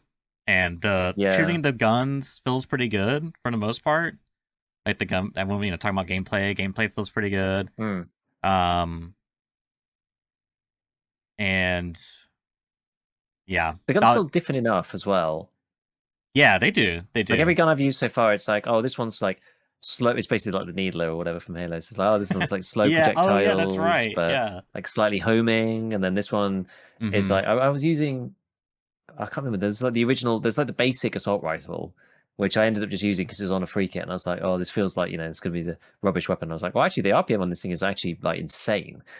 And you have to kind of pull down on it a bit, like a PUBG Yeah. type thing. I was like, Yeah. oh, interesting. Like, and then you've got the vault weapons, which they fire fast a lot, and then they slow down because they kind of overheat. You can still shoot, but it's like the RPM drops dramatically. I'm like, oh, interesting, okay. And like the vault batteries like recharge as you run around a little bit, Yeah. which is Yeah. almost like, oh, okay, that's kind of interesting too. It's like, yeah, it's just like there is a lot of variety. I feel the weapons do feel different, and there's sort of a situation for each one. Like sometimes I'm just like, oh, I wish I had this gun now for this particular thing. Yep. It's like it's okay. I think it's good. I mean, a lot of people have said, well, it's probably going to be good anyway because Bungie's pretty good at like gunplay stuff Mm-hmm. now. It's like a lot of people are comparing it to Destiny, which I've not played. Right. Same. But people are Same. saying like, yeah, look, it's probably going to be quite good because Destiny's got decent gunplay or whatever. So it does, yeah, it does feel good. Um, what else was I going to say? Yeah, some of the world building around the actual map and the asset design, I think is cool. Like I ended up in this underground section on Perimeter, I think. And it's like the AI uplink, or like AI, I think it's called AI uplink area. It's like all red underneath, and like you can look through. There's Yeah. a key to get in, but I couldn't get into it because I didn't have the key. And it's all these kind of like sort of like a centuries later sort of server farm type thing, all connected up with like cabling stuff. I'm like, wow, that's like pretty cool. I wonder what's in there. It's like intriguing. Like it's Mm-hmm. Mm-hmm. weird stuff happening. It's and there's like even world building in the just in some of the blurb text as well about like, oh, perimeter, this is supposed to be for doing this or that, the other, like farming and whatnot. But then it looks like they've like changed it to be like doing geological surveys because there's like anomalous behavior. So they've been like investigating that instead. And then obviously it's all paused, right? So it's like it's interesting. It like leaves a sort of sense of mystery. I think it's cool. I like the world. I do actually quite like the world, and Yeah. you go into each room and it feels like it has a sort of purpose but in a sort of sci-fi, sort of almost cartoony sci-fi kind of way. But I can see it more now than I did before. Like why people would be there, like what it's for. It's like it's a very post. I don't know. It's like the mega court world where everything's like Mm-hmm. supposed to Mm-hmm. look like clean and perfect, but it's kind of ruthless at the same time. And it's interesting. It's getting the aesthetic across much better than the first time. Yeah. I think final other thing I would say I like is I think the progression as far as when it comes to the factions and traders um is I like how you get sort of like these different upgrades and they're more like permanent character upgrades. Like I don't know. I mean, I say I Mm. like. I'm not too sure on how that's gonna play in the long run, but I think it's kind of cool because you as you play the game, you basically, in a way, you basically need to like choose your faction allegiance, so to speak, because you kind of can't it's not like Tarkov where you can just accept all the quests. You basically you can only accept one quest, which I kind of take issue with. But that aside, I think the principle they're going for, where you know you need to be very intentional in what you're working Mm. towards. Because like one of the things I want to do, I want to stack a bunch of agility together. Like I want to be like Sonic. I gotta go fast. I want to, I want to see how fast I can go. Because I'm also playing Vandal, who previously knows Glitch. Rest in peace. Yeah. And her kit's all about mobility and double jumps and going fast and sliding really far. So I want to stack all that stuff and see what the upper limits are and just see what you can do with it. So I'm probably gonna be, but it's also like I need to I want to have like a reliable source of heals and shields. So I need to like level up New Coralic, and it's like, oh, but I really like this gun. I need to do Traxxas, but I also want to level up, Mm. Mida and someone else to get agility and things I want. So I like that path. I think that's interesting because you get rewards for permanent upgrades, like permanent stat buffs, like plus 15 melee damage or like plus 5 agility. Just like boom, you just instantly grab that, and then you also get unlocks like now you can buy this item or bar for this item. So I think it's interesting. I'm leaning on the side for now that I like it, but I'm a little concerned about Yeah. fatigue. But anyways, let's move on to now that Okay. we're done being nice. Let's rip into this thing because I got some. I'm gonna sink my teeth into some things that really grind my gears. So first off, I don't know if you experienced this, but I have, and it drives me absolutely bonkers, Giga. When you boot up the game, I don't even know the conditions. Actually, I think I know two of the conditions. When you first boot up the game, you would think that it would have your preferences saved from your previous experience playtime in terms Right. of map and party, squad fill or not. For me, it Okay. doesn't. So every time I boot up the game, I have to take it off perimeter because I'm, doing. Last time I played, I was doing outposts. I'm, gonna do outposts again because I'm doing a quest, and then I have to turn off squad fill. If I don't, if I just like hit the buttons, assuming I'll boot into perimeter into squad fill, and I hate squad fill. It is absolute garbage. I do not want to play with Little Billy and Timmy Turner, who die to USEC as soon as, or not USEC, USC, and as soon as I go and res their Chungus butts, what do? They just run straight to the loot box and loot and start gobbling it up. I'm just like, kill me, God, And then it's like half the time you got like console players, God bless their soul, on it can hear their mom in the kitchen making, you know, little Billy, you want mac and cheese? And like, mama, not right now. I'm playing. It's just like, oh my god. Thankfully you can mute them, but yeah, that. And then if you leave the game, like quit to menu while you're like let's say you died to a guy, right? And you're just like, okay, well, there's no point in me sitting here watching him slowly kill me and just go and hit escape and go back to the menu. Yeah. It resets it then as well. So I had to go through the pains of that, and like Mm. that was driving me absolutely insane. Like I don't know how we're playing a game in the year 2026 and we don't have like, memory like what is the word I'm looking for? Not persistent. Yeah, I don't even know, like just saving the position of menus kind of thing. Yeah, like I don't know. That's just like bonkers to me. Have you experienced that? Is it like it might just be a me thing?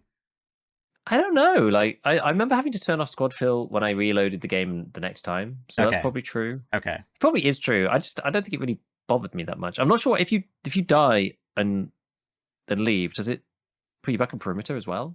Yeah, I'm I pretty wasn't really sure. sure. It actually might do, yeah. I hadn't really noticed.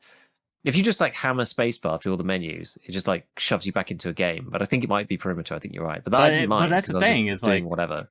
but you can just spam spacebar because the other thing that's weird is there's like an option to turn off post game summary, like when you die, Oh, okay.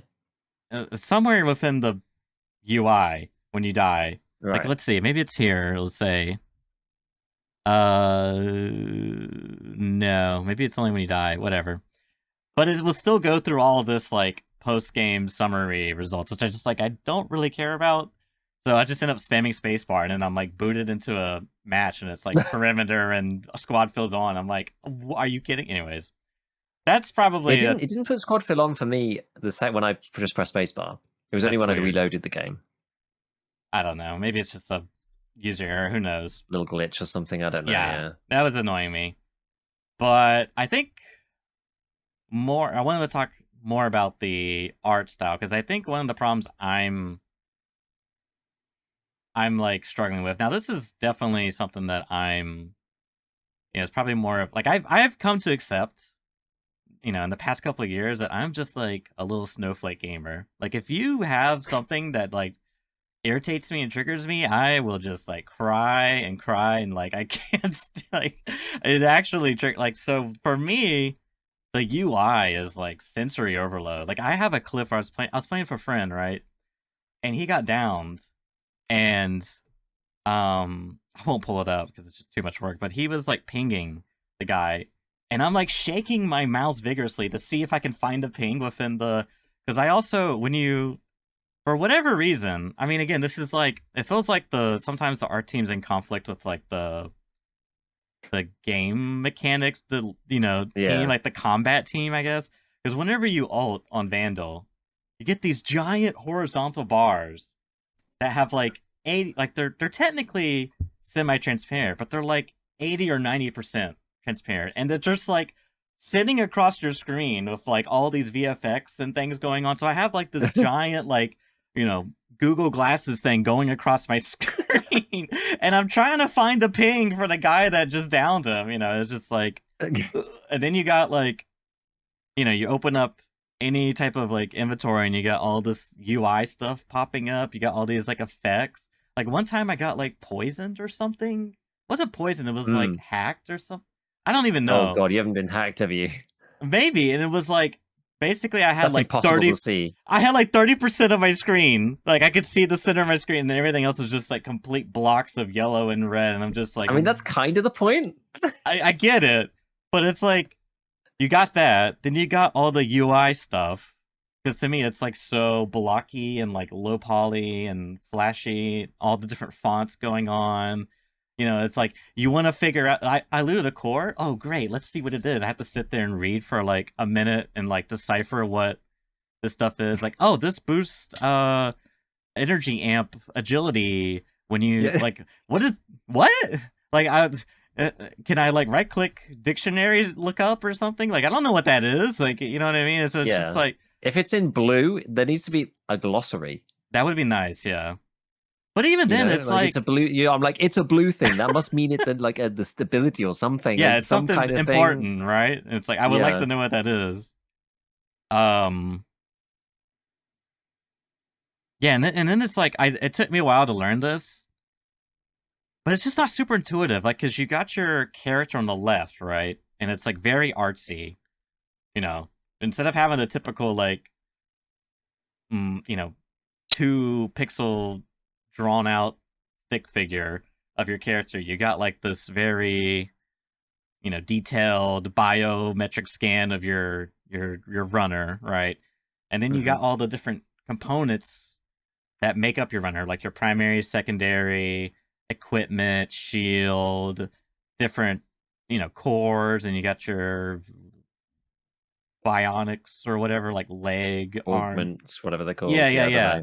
And it took me a while to learn this, but because that's the other thing is like when you loot a core or any of the augments, you have to hover over them to figure out what they do. Like you don't even get like a Yeah. name for it until you hover. No.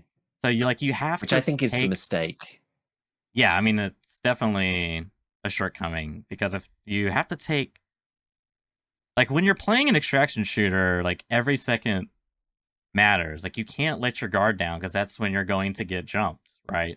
Like Mm. something's gonna happen. So anytime I'm like sitting there Like, I don't even have time to sit there and read a thing. I just loot it, and then I get back to my stash, and it's like, oh yeah, this is garbage. I'm not going to use it. You know what I mean? It's just like Yeah, yeah. I can't be bothered to sit there and read, nimble fingers, increase loot speed while shields are down, while it's raining outside. You know what I mean? Like, I Yeah, can't. yeah. So Exactly.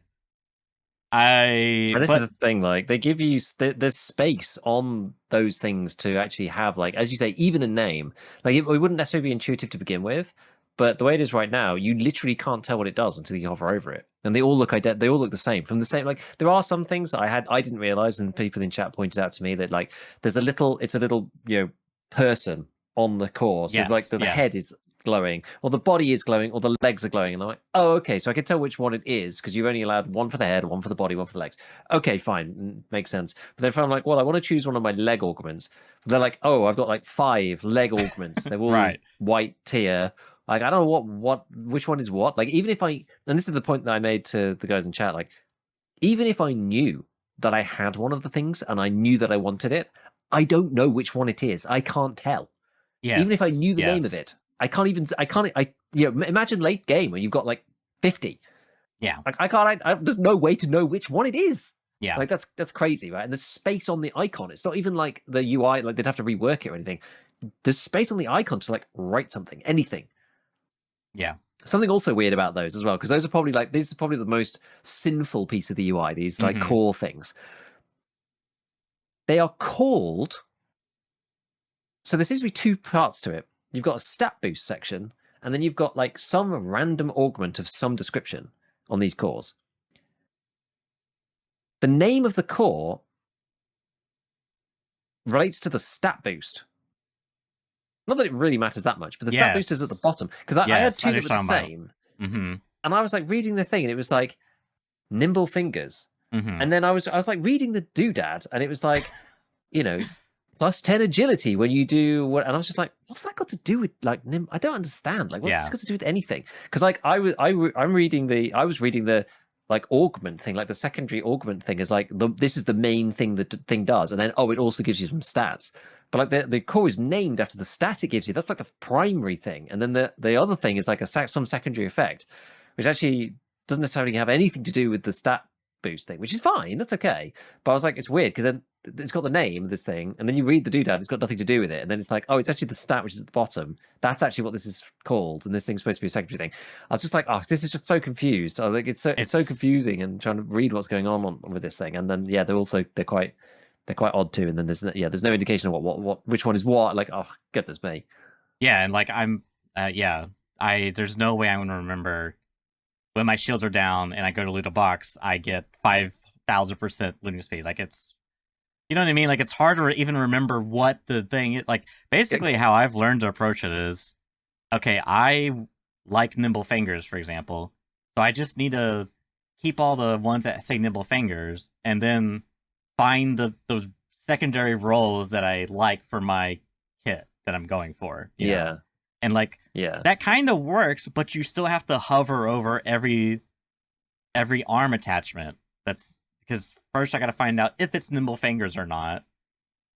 Then it's like, okay, I can loot this. You know what I mean? But it's it's just, yeah, I think the problem, I had the same problem you had, which is that I didn't notice that each little augment has its own uh category for body part, like mm. head, arm, and leg.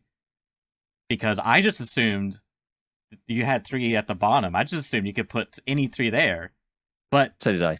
if you have to look so closely at the bottom left because it has the little stick figures there, but it's like the color, it's grayscale, and it's like everything's blacked out, and then you have like a tiny little bit of like slightly, gray dark for the arms. It's like it's not black, it's just very dark gray. It's like, okay, Yeah, and the rest of the UI is like, what in your face, right? It's just like, oh, did you not notice the 4 pixels where it's got the black head bit on the thing? Just like, no, because the rest of the No, entire UI is screaming in my literal face. yeah, yeah, for sure. It's a lot to, but this is the thing that I think what they should do, like, if they happen to listen to this, or any future game dev. I like the idea. I think the problem is you're front loading so much onto the player, and at the end of the day, it's these little like side things aren't gonna matter. Like it's cool that you're going wide, but like you're going wide at the very start.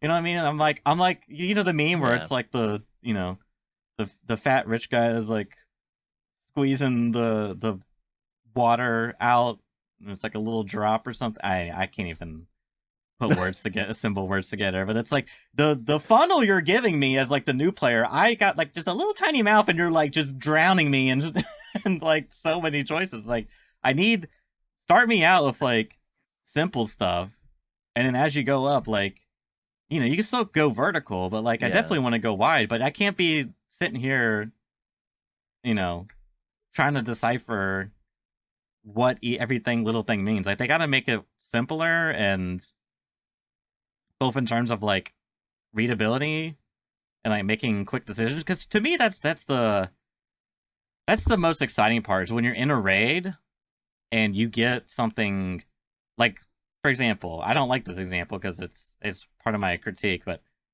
would you get a core that's specific to your runner? Like that's exciting because I get it and I'm like, Mm.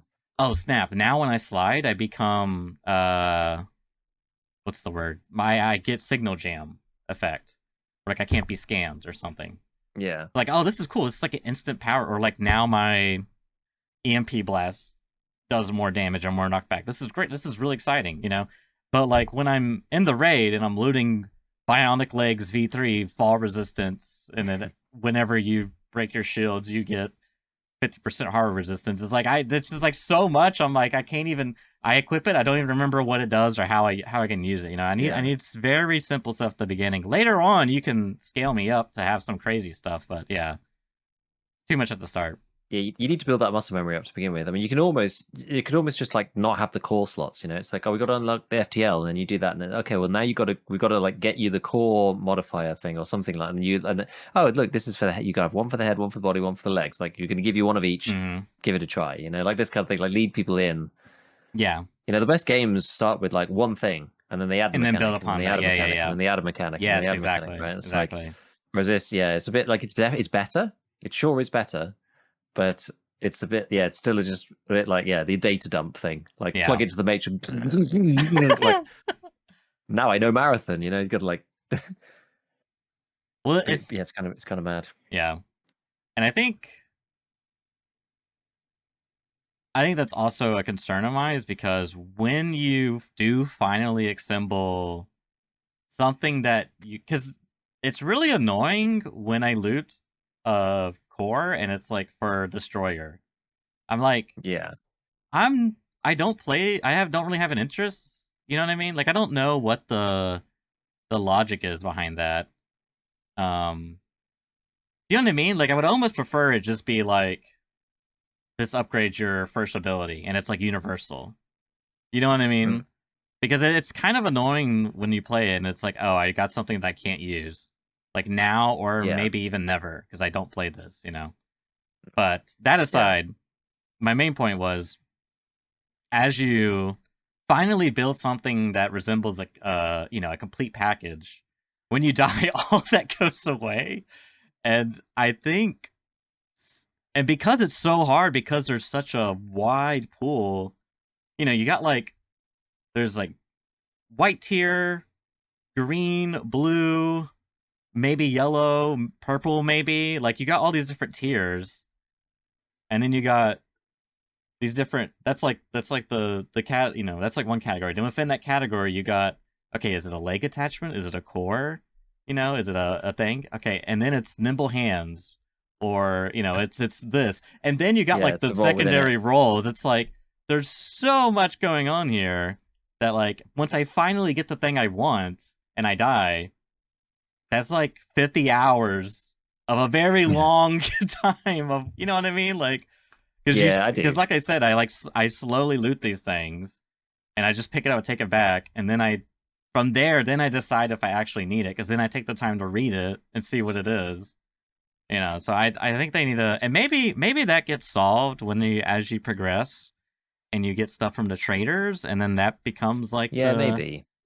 and maybe that's the point. I don't know. That in of itself kind of makes me worry because then, I don't know how they handle matchmaking, but if you're going, say like a year down the road, and I don't know if the game's Mm. doing wipes, but whatever. Just stick with me for the analogy. Little Timmy Turner's playing. He's trying to figure out where the leg bionics go. Meanwhile, you got like, you know, Basement Dweller 75 from Oregon coming in. He's got all the golden legendary, the perfect complete package. Everything like synergizes perfectly, and he's just like styling on this poor little Timmy Turner. It's just that kind of worries me if that's how it's gonna be. If it's like very top heavy. But maybe there's Yeah. matchmaking. Maybe there's what. It's just a concern. Yeah, I don't know yet exactly how it's going to be. I mean, I think they're going to have to just balance the system. I feel like with the dramatic increase in the number of like calls and implants and upgrades and things like that that you Mm. find in the raid, I feel like maybe it's not as problematic that you die with Yeah. it. I mean, we're gonna have to see later on how it works. To me, I almost kind of like I'm coming from the other angle of it almost feels a bit sort of like roguelite. You like go through and you're like, oh, Yeah. I'm a different Yeah. character now, and like, oh, what am I going to bring in, to try and get through, like I might get a thing that does XYZ thing. Yeah, it's like it depends, and you just sort of like, yeah, as you say, figuring out on the fly, like, oh, what can I now do with this new? Or how does this like? Is it compatible with my kit? Is it not? Some of them are, some of them aren't. So it can be, yeah, it can be kind of cool as well. I Hmm. feel it, so long as you keep getting enough of these augments as time goes on, enough to just keep cycling through different ones and have the ability to go through different ones and be like, well, I don't. The point that you don't want to have happen is where you die a couple of times and now you're just like, well, now I just don't have any. So now I'm just like boring old vanilla, Yeah. you know, That does suck. runner shell version 3. I'm just like stuck with nothing, and I'm going to pick up one thing and I've got, oh, I've got lower fall damage and like +10 to hardware, and that's it. So it's like not very interesting. Hmm. So I do hope that there's still enough of like, you don't need to have loads of crazy ones for the end game, but just like enough basic ones that you can keep making interesting stuff. I'm intrigued about the stats as well, because you're saying like there's so much happening, and it is insane. Right, there's like the hardware stat, and I was like trying to read that, like understand what that was about, and there's like lots of different stats, and all of the cores do, as you said, there's like the different roles on the secondary and the stats themselves and the secondary passive, and like there's a lot of things to try and like put together. And some of them kind of go against each other. One might boost something, and one might take it away again. So you're like trying to Yeah. balance each statistic out. See, there's definitely a lot of like metagaming that's going to come with it. So I do think it's, yeah, I do think it's cool. Yeah. What was I going to say? There's something I was going to say about the UI. Oh yeah, because we're talking about UI originally. I find I don't. It's difficult with extraction shooters because there are a lot of menus. Hmm. They just are. So it's hard to like package them up in a good way. I did find myself, I mean, some of it you just have to learn it. I did find myself going backwards and forwards a little bit, trying to figure out where I needed to go to do this thing or that thing. I think that I mean, I'm too far gone in Tarkov now to know whether it's better now or not. Like, it's, because we had the rework of the whole UI system, but I feel like Marathon kind of falls into the old Tarkov trap of putting things in different places. I think because like I think the armory, which is where you buy stuff from the traders, that's in a different place because that's part of like that's in like Yeah. the build, vault, and armory. That's in a different section to factions, and in that it's like agents, missions, and unlocks. There's like Hmm. two sections, and I don't know. I naturally expected to buy the stuff because I'm buying the stuff from the factions. I expected it Right. to be in factions, Yes. not in Yes. loadout. And so Yeah. I found myself going backwards and forwards, being like, "Oh, but I wanted to buy this one thing.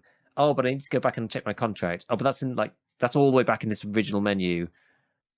It's like a bit confusing. And then the upgrades menu is also like the layout of it is, again, it's cool. It's like a cool layout, but like I was like, I've got to like basically do a crossword to figure out like whether I'm actually able to upgrade Yeah. this stuff or not. And then there is a little helpful thing saying like, you have an upgrade available. It's just like, okay, I'll go in and do Hmm. that. But Hmm. like clicking around, just being like, God, what am I even supposed to be working towards here? Like, I'm not sure. I don't even know who to choose. I'm going to have to sit here for 30 minutes reading all of the damn things, because some of them are level 5, level 7, level 9 with this particular faction. It's like, just going to do some random missions for the time being. Have you? By the way, I'll talk about the missions. Have you done the? This is actually I probably shouldn't interject here with this because they're completely different. But have you done like the first the Traxxas mission to unlock Traxxas? Mm-hmm.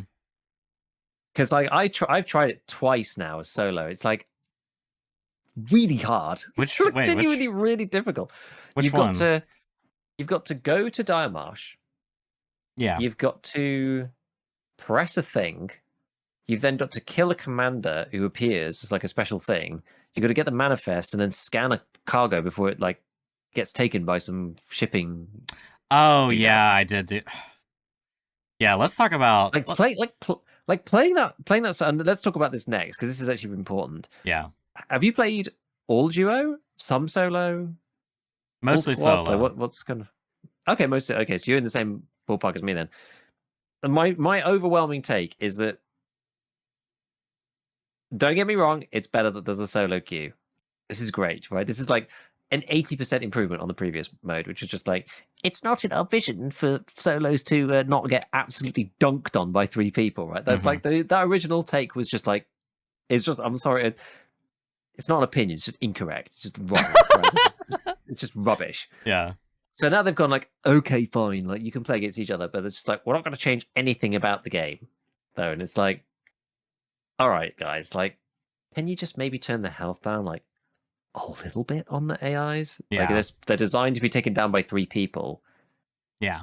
I can't like it's some of the bots. It's like the not the very basic bot, but like the next one. Like I can't even kill it with 1 mag. Right? It's like from certain guns. I'm like, oh, that's like they really do take a lot of punishment. Like it's easier for me to kill player, so it's for me to kill the bot a lot of the time. And like this mission in particular is like it's a proper bastard. Like by the time I get there, most of the time it's like near the end of the raid, and then it's like, oh, we're gonna spawn in Ultra Megalord, and it's like, okay, and I'm gonna fight this guy, and he's like retinue of 5 people. He's gonna grenade launch me from across the map, and while he's doing that, oh yes, UESC's more reinforcements coming. I'm just like, God, there's like 3 more guys with shields behind me. I'm just like, Jesus Christ, like how am I supposed to do this? Like I've got to that guy twice. First time I ended up in PvP because I was making so much noise, slowly taking this dude down. And the second time, I simply just ran out of time and had to leave. It's just like, how am I going to kill this guy? Like, it's ridiculous. Because I'm really, really struggling in general just with the shield people. I was like, maybe I need something. And people in chat were like, yeah, there's like EMP grenades, maybe use those. I'm just like, I can't buy them. Like, Yeah. I'm not, I Yeah. can't buy them from the shop. Like, I'm not sure. I don't know what I can do against these guys because and you know, people pointed out, well, you're probably supposed to take aggro and then the other person's supposed to kill them from behind, right? That's like the classic. But like the only way I've been able to do it as a solo so far is to get some high ground and like stand on stuff and then shoot them in the head while the shield is up because they don't shield upwards. But most Mm. of the time there's like more enemies. So I'm like, last time I tried to do that, and then there was another shield guy. So I'm just like, well, that one's shooting them. They're doing the thing I'm supposed to be doing to them to me because there's only one of me and it's 2 of them. It's like really annoying. Yeah. I don't know what your experience is with this whole thing, but I've not been able to unlock Traxxas yet because it's just like I've spawned across the other side of the map, and by the time I get there, it's like there's not enough time for me to slowly whittle this guy down with like 4,000 HP with my gun doing like 20 damage a time. Let's see where to begin. So I think it's very telling that a lot of the feedback they gotten throughout the course of this is related to like it's not just solo play, but it's like basically it's like here's our vision. We want you and 2 other friends to be playing this game, and it's like a team-based squad extraction-like shooter, PvE, PvP thing, a little bit of like hero shooter thing. Great. But it's like all the feedback they've gotten is like, hey, can you make this more extraction shooter friendly? Because like with an extraction shooter genre, you know, historically, it's like even Ark does this. Like I think from maybe day 1, maybe not. That might not be true, but like you go in as a solo, you fight mostly solos, right? Mm. And like, why even have a solo mode? Well, because it's hard to get your friends to play these extraction shooter games. They're hard games. Like they're not, you know what I mean? And so like, you're gonna like force people down their throat that you gotta get 3 friends. Like, it's you know how hard it is to get people like friends to play Tarkov as it like it's so hard, and like the ones that do play it, it's like I kind of hate them for it. It's like, oh man, I guess I'll play Tarkov with you. You know what I mean? But it's like, so then you're gonna like do the bare minimum. It's like, fine, we'll add a solo mode, but like the guys are just still the same difficulty scaling, and they're bullet sponges, and they have like purple shields, blue shields, green shields, and I think part of that does kind of work in terms of, because when you see they do have different designs where you could like, oh, that guy's beefy, he must be really strong. But when you shoot him, it's like, okay, well, this guy's gonna be tankier, right? But when they finally deplete their shields, he has a secondary shield, which is just his normal HP, which is like 600. It's like his blue shield might be like 200 HP, but then he has like 600 HP, and I'm just sitting there like, right in the head, reload, right in the head. He's not dead, you know. Finally, he's dead. It's just like, and like I get it, you're supposed to play with 200 players, but it's like part of the fun of the extraction experience is like that sense of,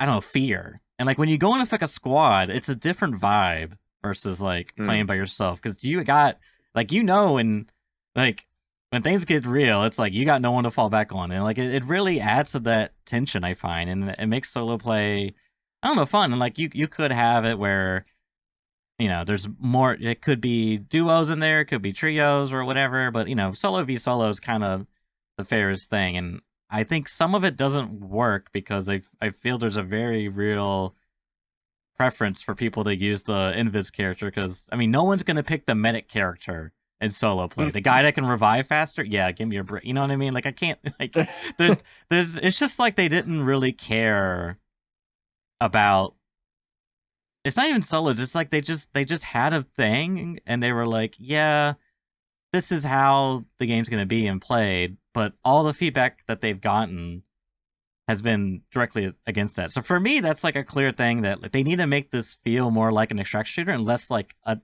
Apex Legends, but it's like with loot. Yeah, it's like I want to play, I want to have these intense things, and like it's super frustrating when I'm sitting here shooting this guy 5 million times in the head, but meanwhile I can shoot the enemy, runner 3 times in the head and he dies. It's like it doesn't, and like I said, the shield thing doesn't make any sense. So like he breaks his, he breaks his blue shield, then he's got his actual physical shield, and it's like, well, what do I, it's like, what's the counterplay? Like if you're playing, Arc, for example, Arc is really tanky. Like it'd be really tanky, but they have weak spots. You have heavy ammo, you have items that like play into their tankiness and ways to deal with them. You have items that disable them. I don't think you have any of that here. Like literally when I call in the death extra, I call it the death extra because it just spawns like 3 purple shield guys and like a bunch of like little guys. I do the same thing every time. Like I make sure I have some type of grenade utilities. I just like wait, I watch where they land and just spam my grenades, and then shoot my little like blasts that I have my character, and then like just mag dump the rest, and like hopefully I kill him. Hopefully I don't die, and B, hopefully I don't get third party. Hopefully I kill him in time before someone could third party me and I extract. It's just like it's so. And that quest you're describing, the first time I did it, it took me like a whole year to kill just one guy, and then some little ninja assassin dude. I don't even remember his name is. What's his name? Is it the Ghost or something? And who knows? Well, the assassin. Yeah. Is he called assassin, or is he called something? Actually, I can't remember now. I don't even know. Whatever. You know I'm talking about, the invis guy. He sneaks up behind me and kills me. I'm just like, oh well, that was fun. That's super glad I made. Well, that's how I died the first time as well. Yeah, same it's just guy. like. So like, and you're literally like, the way it's playing out is like you're incentivized to not engage with the with the AI, which is like, that's half the game. You have AI in like every point of interest. Like and the way it's set up, I'm just like incentivized to not fight with them. Like I don't know. Everything about that, like they need to do something to where I don't know. It's just like it's so bad right now. Like I don't even think in squads I like it either, because they're still just as tanky, which means like you end up playing. I think the ultimate highest level of metagaming is going to be like whoever engages the AI first loses, because you're just going to third party them, because now you have to contest with the AI that you can't, you can hardly kill as a solo player within your own squad. If I'm like trapped in the rock in a hard place, there's like a team behind me, or some guy shooting at me behind, and the AI behind, and like my team is split up because there's this chaotic third party happening. Like, you know what I mean? It's just like, how are you supposed to engage in the game in a meaningful? I don't know. I feel like they just like completely. And I swear they've gotten feedback about AI being difficult, like too difficult. So I don't know why they are so hard stuck on some of these principles. I don't know. It's a tricky one. I can kind of see it from some perspective of like everyone's just started. We've got all the beginner gear. It's like if you went to go and kill like Rashala's gang. Yeah, but Rashal's gang is in 2 hours in. everywhere. Yeah, That's the problem. That's the problem I have. Yeah, like these guys. Yeah, these are like basic scav AI type things. Yeah, I understand. So like, maybe they're just like, well, you're not supposed to be fighting those guys yet. Like, I sort of see it in some ways, but this is the other thing. Yeah, like I think I agree with you though. It's just like it's difficult, and with the solo, it just needs some scaling for solos. Like if you're going to put solos together, or at least like mostly together, then you've got some special kind of matchmaking going on anyway. I don't think I've not played against sea duos. Apparently, I don't think I have if you're either. if you're playing Rook, but yeah, like it's pretty much what you said, right? I feel like in Arc, it's like okay, the big arcs are there, but like there's tools with trade-offs that you have the ability to utilize to try to do things. It's like, oh, you got to take this type of gun, but now it's like, bolt action basically. Yeah. Or a more advanced one, you've either got to pay out the ass to buy this thing or like find the blueprint, and it's still kind of expensive-ish in some sense. So you have to, trade, or you're taking like 2 guns in, one to do with art, one to do with players. Like it's like you got to think about it, right? Whereas in this, I just feel like I'm just not sure. Maybe it's just because we're new and like we haven't unlocked something, or like we don't know the strategy yet, which is like partly the case. But I just feel like I'm looking through my kit and just being like, you're asking me to do this thing, and I don't feel like I'm being given the tools to actually do what I need to do. Like most of the time when I've been there, it's like it's not like I'm trying to fight the shield guy. It's like one of the early missions. It's like I'm not trying to fight the shield guy on his own. There's always like 4 people of some description. Some of them are other shield guys. Like, he spawns in one of the hotspots. There's other stuff around. I do think some of it is like new player level though. I died one time because I was like trying to fight one of the bosses on one of the bosses on one of the maps, and I was like did some decent damage to him, got his shield down, and then I was like, oh, I've got him now, and I jumped down, and there was just like freaking turrets everywhere, and I just got absolutely grilled and just died. And I was like, oh, okay, that's my bad. And then like some place, like the very first raid I went in, it was just like, oh no, I've taken loads of damage. What the hell was that? Like heal myself up, walk like 3 feet. Oh no, I've taken loads of damage. I was like, oh wait, these are mines. Okay, I need to be like paying attention. Because I thought I was getting shot by something, but I just got blown up. I wasn't facing the right direction, so I didn't see the first time. Second time I saw it explode, I was like, oh, I see what's going on here. And like, the random like foliage outside, it's just like, oh, this plant pops up. I was like, oh, that looks nasty. And then I kind of went, I was like, I'll just skirt around it. It's like, like lava. I was like, oh god, okay, it can reach me from there. Jesus, that's not good. That's another thing. It's like there's quite a few things like that bugs me, and it's very minor, but I have this issue. I don't know what it is. It's like you touch something and you like bump up and down, and like you'll try to mantle something and you'll like be pushed off. Like the pipes. Yeah, you like bump away. Yeah. You know what I'm talking about. Yeah. Yeah. I don't know, and that's like way too common. I don't know what's going on there, but that feels awful. I had that mostly on Assassin. I didn't really have that with Vandal. Maybe because of the double jumps, it kind of like smoothed it over. But with Assassin, I had that quite a bit. I only started playing him at the end. I was trying to move through the others. I did one on Destroyer. I did a little bit on Recon. Okay.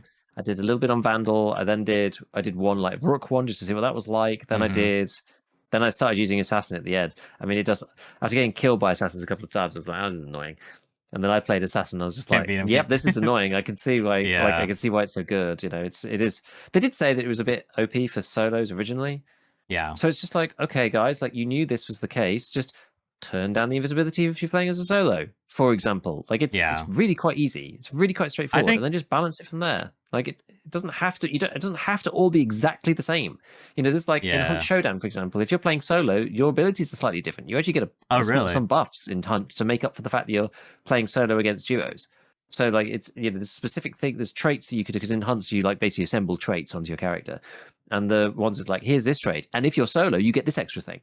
So Yeah, it's I like think you they can need play to do solo and that. get some extra buffs, right? They could do that, but the other way around. It's like, if you're a solo character, like maybe this one's buffed, maybe the medic has a different ability, maybe maybe some of the cores which are like, oh, and all of your team get X, Y, Z. It's like, oh, but if you're playing solo, you get this. Yeah. That would be because this is I mean that's fundamentally the main issue is this game wasn't made for solo play in mind, and the feedback they got was, "Hey, we want solo play," and so they did like, okay, we'll add solo play, but they left everything as is, which Mm. like you said, some of these cores or different things are like, while you're healing, you also cleanse negative effects from your teammates. I don't have any teammates. I'm solo. You know what I mean? It's like, and like another, like when you think about further, is like people wanted VoIP, right? Or proximity chat. They added VoIP. So Mm. now you could like theoretically team up, but like a lot of these things depend on the ping system. So it's not like Mm. you're random. Not that I've ever teamed up with random, but like it's just like I don't know. I think it's quite unfortunate that, and I've heard this from, I think some people. I don't know. I feel like I've heard this from someone within Bungie comments that they wanted to go a certain way with the game design, but the Yeah. powers that be wanted other things, so they had to do this route. Whatever that means, that could mean literally anything. But that's the vibe I'm feeling is like the design team wanted this to be like, you Billy, Tom, and Joe are, eating their nuggies at Saturday night and they're playing together in squads and they're buying skins for their favorite characters. You know what I mean? Like I'm just getting that vibe. This is kind of, but then you have that's like the front face, but then underneath that, when you open it up, there's like all this beautiful depth there. And it's like there's so Yeah. much potential there, and I wish that they would try to like elevate that because I think Mm. at the core, when it's all said and done, you have a very interesting and unique extraction shooter. I don't think I've ever seen an extraction shooter where you have this much horizontal and vertical depth potential. I Yeah, think it's cool. there's a lot of fun to be had. I just hope that that gets to fulfilled to fruition. Yeah. I have like a lot of random stuff, so maybe I'll just like say one or two few more Go things so we for don't it. go on too long. But yeah, so originally I had like, storytelling was better than the original, knowing what to do, to Mm-hmm. get lots of cores, this Mm-hmm. is kind of cool. Like the beginner map for PvP, you didn't have that much of it, so you can like look up stuff. Then it's like it goes down very quickly on my notes because literally just like a stream of consciousness. It's like, oh, this is so great, I'm loving this, so cool. And there's just like UESC tanky question mark ran out of ammo. That's like Yeah. the very next line, and Yeah. then it's like hold F to open sucks. I forgot about this. Like all of the hold F to do X is just like I hate it. I don't know whether it bothers Okay. you that much, but it bothers me a lot. Like hold F to open the loot container. Like hold F to climb the. It says hold F to climb the ladder. You don't even need to. You can just jump on it and like look at it. You just walk towards the ladders and climb them. But there's a tooltip saying hold F. So I spent like the first hour holding F. Someone in the chat was like, "Why are you holding F?" I was like, "Because it's telling me to." It's like, no, you don't Huh. even need to do that. I'm like, ugh, it's so annoying. I thought it was just press Um, F. That's interesting. like you could just like jump at the ladder. Like you just mount a ladder just by Yeah, that's looking what at it I and like do. moving to it. But Yeah, sometimes I'll press yeah. F, but no, I Yeah, wouldn't. but it doesn't like it's got a tiny little like little Yeah, circle. I'm yeah, like, yeah. get this console crap out of here. Like, if I'm on Mm-hmm. keyboard, like I don't need a whole F to do whatever. Like I've got 250 keys with modifiers. Let me Yeah. do what I want. Like this is awful. And there's some other places like that too. Like some cases open straight away. Some cases open with a little tiny delay. And I'm just like, oh, it's horrible. I don't know. There's something weird about just, I get just you. little niggles. It's annoying. There's another one I And want to then like for mention the yes. for holding F. So when you loot weapons and you want to take mods off in raid, you have to hold F Oh over them. God. But and Why it can't I can just drag them? but in the UI you can just drag them when you're in the stash. Why? I don't know. It makes no sense. Okay, that one Why? drives me They're different. crazy. Yeah, that Yeah. one's awful. And I was like, hang on a second. They just need for these cores and whatever. They need like an arc type thing where you click the slot. It shows you all the stuff that goes in that slot. Like that would be so easy. That would actually really help. What do you So mean? you're Say that looking at your again. character, you're like, oh, I need a leg augment or whatever it is. You Oh, click so the when you leg hover augment over box it on your or click, person, gotcha. Yeah, yeah, yeah. and then it just loads a filter onto your inventory. Because Arc does that, That right? would It's be like you really click the smart. Yeah, consumables thing, and it shows you all your grenades, for example. Like that makes it so much easier. yeah, yeah. So they do need that. And then what else have we got? If you're downed in the exfil, can you still extract? The answer is yes. Yes, you can. Yes, yes. Oh yeah, so the pings thing, you were talking about like the visual clutter and the pinging and it just like not really working. And like even for me, being solo, not playing with somebody else, and I ping a location for myself so I know where to go. Mm-hmm. Like half the time I can't find it on the screen. I'm just like, this is so like there's so much going on and it's so tiny and it's so annoying. And there's not even like I'd almost prefer it if there was basically it needs to go one of two ways. The ping icon is like that's like the one thing that I want to look for. Right. Mm-hmm. That's the most important thing. I've designated this as the most important thing in the raid. So it does actually seem to be working on your one. Like Well, what's it needs to have interesting more of that. on my end, because I have a key that opens up a cache that Yeah. is automatically force spawned on my HUD, but I also have my own ping, which is the little blue dot. Yeah. But you can clearly see that one is more vibrant and solid versus the other. So there is a little. Yeah, sorry. I keep losing the ping though for some reason, and I was like, "Oh, it Mm-hmm. needs to show with a little arrow off the edge of the map." But it does seem to be doing that. But for me, it wasn't doing that for ages, or at least I didn't think it was. Maybe it was just confusing. I don't know. But the other thing that I think just needs to happen with this is that when you ping something, yeah, put it there. It needs to go on the compass. There's a That's where compass. I was looking naturally. Yeah, at the top, there's like a compass. At least I think there is. Oh, you're right. I didn't even Yeah, notice. I was like, there needs to be a blue line on that Yeah. because the dot is in 3D, or I guess it's in 2D. So you need to be. It's like Uh-huh. up or down somewhere wherever you've clicked. And if you're like up in a building, it can be like lower than you. Like it's annoying. If Yeah. it's on the compass, it's in one dimension, right? So if I do a Right. quick spin round, I can just it's here. Like that's how I was trying to orient myself, and I was spinning around, going, "Where is Oh, the because you would icon?" And I was spin and like, it "Oh, would it just." like kind of move towards the top of the screen or the bottom of the screen. So you would Well, think I was it's. looking for it in the bar of the compass. Oh, So okay, okay. because when you spin, no matter what orientation you would be in, it would show up at some point in Mm-hmm. one of the quadrants, and then you'd be like, "Oh, and now where is it on the screen?" It's like a triangulation thing. I'd be Yeah, like, yeah, yeah. "Find it I in the gotcha. X," and then like, "Oh, now I'm looking in the right direction. Now I know it's going to be here somewhere." Yeah, yeah. But it's like, no, you can't do that. You got to spin around, looking like across the whole thing, trying to find the tiny dot in amongst all the other rubbish. Mm-hmm. Right? It's like Mm-hmm. that's kind of annoying. So yeah, I had that being irritating. Um, what else did I say about this? Yeah, watch out for traps, claymores, and the hack thingy. Oh yeah, apparently there's two actions with the knife. There's like a slash and the right click to stab, which deals a lot more damage. I didn't know this. I It didn't tell you personally anywhere. cannot see a difference in the two damage, but I don't build melee. So maybe if you build melee, maybe one actually does more Maybe. damage. And it seems to give you more heat when you use it. The second one, Presumably it does more the right damage, click. but the UES, the people that I use it on, they're like, it's the same time to kill for like the basic one. Right. It's so Okay, I don't yeah. know then. I'm not sure. I imagine it does Yeah. work. I just don't build any melee damage, so yeah, it probably does Mm, work just mm. fine. Yeah, and then yeah, I mean that was like most of what I'd written randomly, other than the stuff we picked already.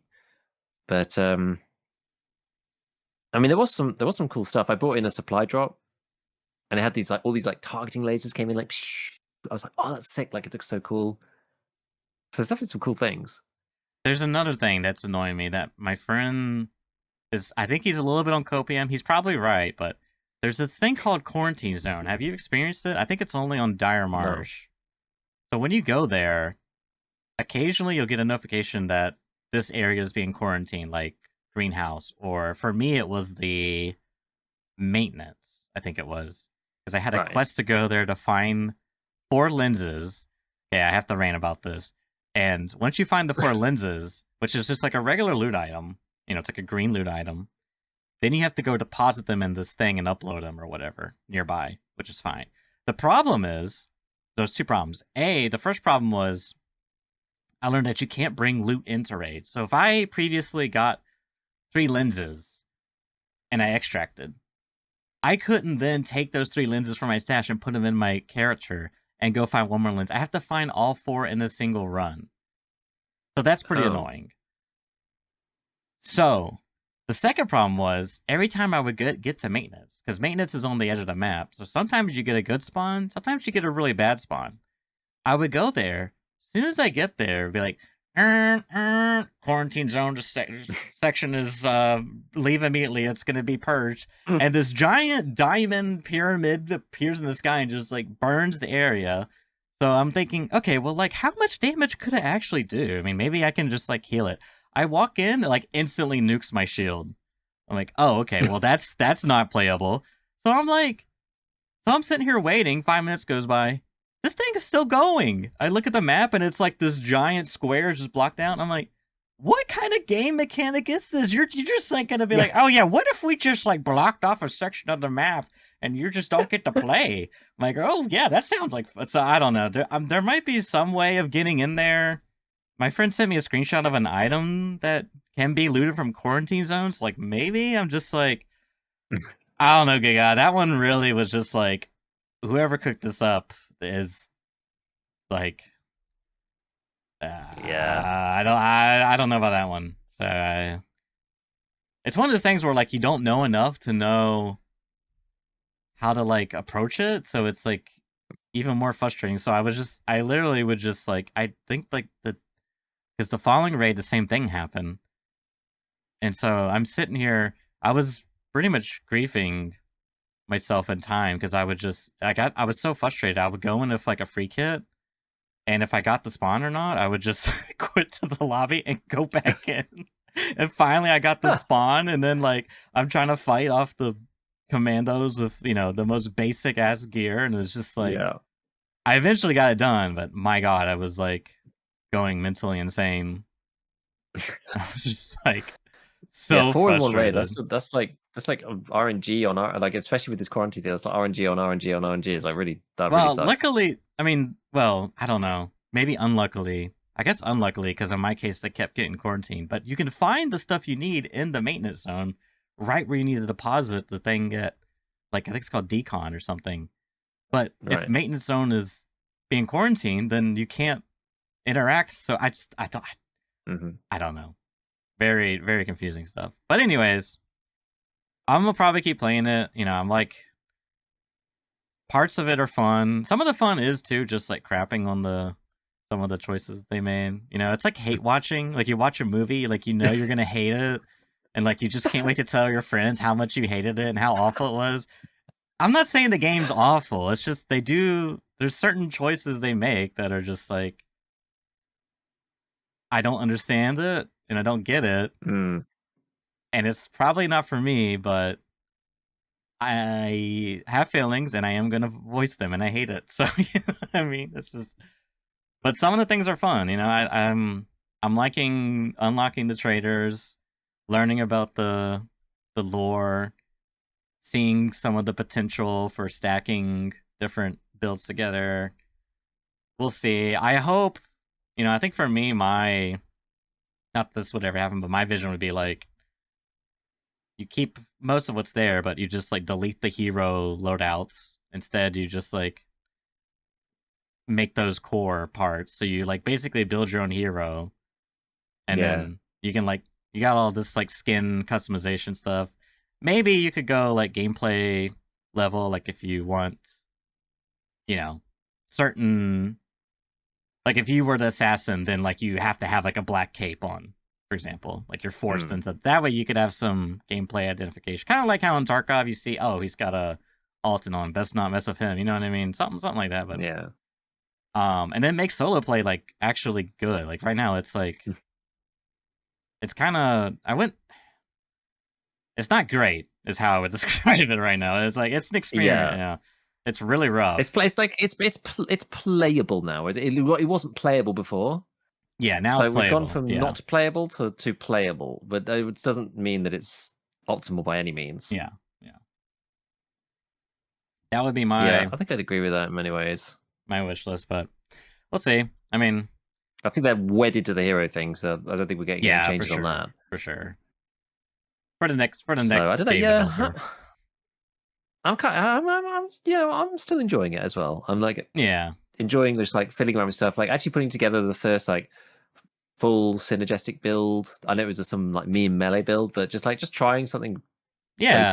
Yeah. and having like 3 things that synergize together. I'm just like, oh yeah, I could see how this could work. And I'm using this Hmm. guy, and then I got the stealth thing as well. It's like, okay, so I do the shoot, and then I get the bonus, and then I get invis, and then I go near the dude, and I give him a good shank with a knife. Like, okay, I can see how this could work. Like, it's just kind of fun, right? It's just try random stuff, and that's more interesting than just like I'm walking in, I'm shooting my gun, I'm looting some stuff and leaving. Right? There's more to it, right? It's like you're trying like a strategy. It's like, it reminds me a bit of old sort of like, yeah, like strategy game strategy as well. You're like, oh, I've thought of this like cool build where I can like tech to Yeah. this, or I can do Yeah. this, or I can do some stupid thing like, oh, I can get an engineer and put it in a helicopter and like fly across the map and like capture the command center. You know, it's like it reminds me of like that kind of old style creativity. You give people enough tools and like they will find creative and like fun things to do with them. Yeah. It's sort of, yeah, strategy style, ARPG style. Like people are going to find like crazy stuff where, you know, oh, if you, I don't even know. You like hack their sound, and if it plays any sound, then it's all garbled, and then they combine that with like the bird noise site, and you know that, it's like, and then they can't hear anything because it's just all birds, and then you kill them. It's just all. Yeah. I don't think you know what I mean. Yeah. So No. I mean, I there's don't know. tons of that. All that stuff's exciting. I just think they got to make the biggest hurdle is getting people to play the game, in my opinion, and like actually stick to it. Yeah, Because I feel like they're gonna have a lot of people interested, but I think they're gonna turn away a lot of people because of various choices that they. yeah. And we'll see I it. I think mean, some I of could it's be wrong. design, some of it's gameplay, some of it is people enjoying hating it. Hmm. But I think I think the thing that makes me feel like maybe a bit more positive than I thought I would is Hmm. that I feel like the issues are not really necessarily that hard to solve. Like some of the really basic things, I don't think it's that difficult to fix. Like some of the UI stuff could be fixed quite easily. Just needs a few extra things added to them. The solo stuff, like to start with, I mean, for the most part, it's okay-ish. If you turn the health down like 50%, Yeah, then I feel like it would make it a that would be more playable. Like such a immediately, it would be super way better for for solos. sure. Like it's not that difficult. They just got to put like some modifiers in, you know, like change some of the Yeah, cores a little bit. Like I don't think it's that hard to make it. I don't know, 30% more playable than it is now as I solo, agree. and then it would be kind of in an okay-ish state to then I don't know do whatever they need to do for the mid and late game. Which like I'm not there yet, so I can't really Yeah, comment. yeah, because you could even like if you. I mean, even if you didn't do that, if you just like another approach, you could take out some of the really tanky guys and reallocate them for events, or do some more. Mm, I mean, you could do numbers modifiers, probably the simplest and easiest thing. I think that would work just fine too. I mean, there's different things you could do. I just want them to do it at this point. Like I feel like yeah, they've gotten all the feedback they needed, so it's kind of up to them at this point. yeah. I think we're inching towards the right answer. You know, Hopefully, it's like yeah. going from the original, then through whatever happens in the closed tests, and then this one, and then we'll see the feedback that comes through from this one. I think most people have got similar feedback on it. I've seen, you know, haven't seen that much stuff that I disagree with from the feedback, The only thing I've to be seen honest. is some people saying they actually like the difficulty of the AI, and to that I would say it's not the difficulty, it's the way they're difficult, which is like they're just bullet sponges. Like they Yeah, just they even for take headshots. they take up so much resources and they give so little resources that as a Yeah, player I'm incentivized to not engage with them, which is a large part of your video game is engaging with the game mechanics, the AI. So I don't think it's a good way of yeah. going You about could it. almost convince me by just increasing the headshot multiplier by like 3 times what it is already for Yeah. solos, and Yeah. leaving the rest of it the same. Because then it's like, okay, the bullet sponge is fine, but if you do get the headshot, if you're careful and precise with it, because that's the thing. I think you said before, and I've had this too. It's like the tanky guys. It's like you just like mag dump them in their head, and they're just shooting you, and you're just shooting them, and Yeah. it's like they're still not dead. Like half of the issue is that what it's going to do is it's going to end up a bit like Ark in some ways, that everyone's going to use whatever the equivalent of the anvil is, because you can't afford the TTK like Mhm. stream of bullets, The deficit, yeah. because you just can't you can't stand in the way. It's like we've talked about this like previously in many different situations about the pop out and shoot once and pop back in Right. versus the having to hold the DPS on the character. Like just the way that your character's so fragile and they're so tanky, like the LMGs and things are just like, I don't think they're anywhere near powerful enough because you can't hold the stream of bullets on them because you're getting like railed by, and they're quite accurate, the AI, so they're shooting continuously while you're trying to do this. Like you could just take a buttload of damage, and meds are inexpensive.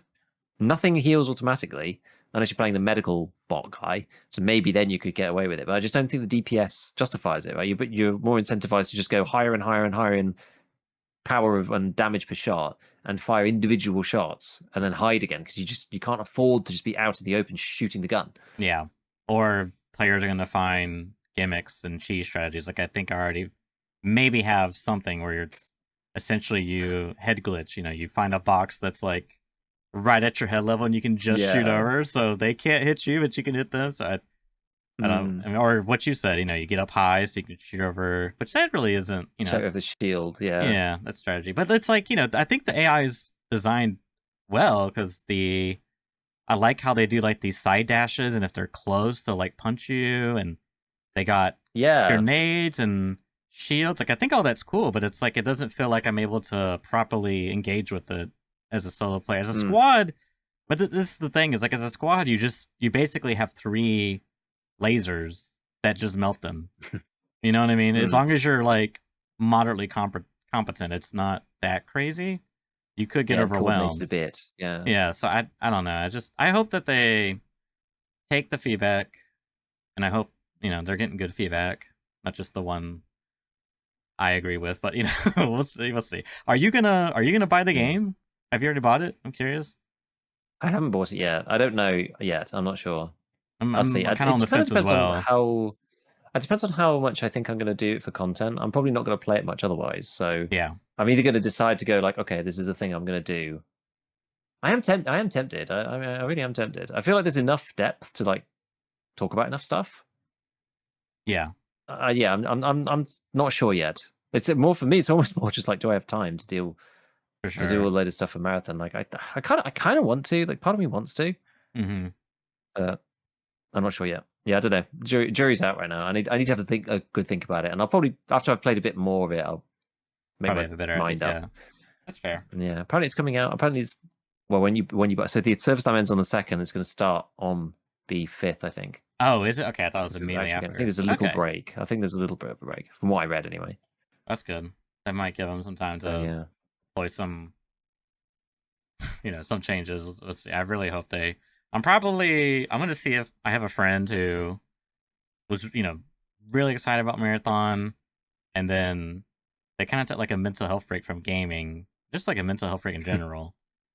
And that's the person I play duos with, and so I'm curious to see if they're probably gonna buy it, and so I might end up buying it and play with them. Yeah, and let's see. I mean, it's we'll see. Cool. All right, then. I think that will conclude this cast. Went a little bit over. That's all right. Thank you, everyone, for tuning in. And, possibly see you next week. We'll see what the schedule holds. No, Giga's been... it's getting a little bit better. So hopefully... Oh, God, yeah. Hopefully we'll be able to go back to normal. Yeah. It's been absolutely insane. But yeah, kind of at the end of it, I think. So sounds good. All right.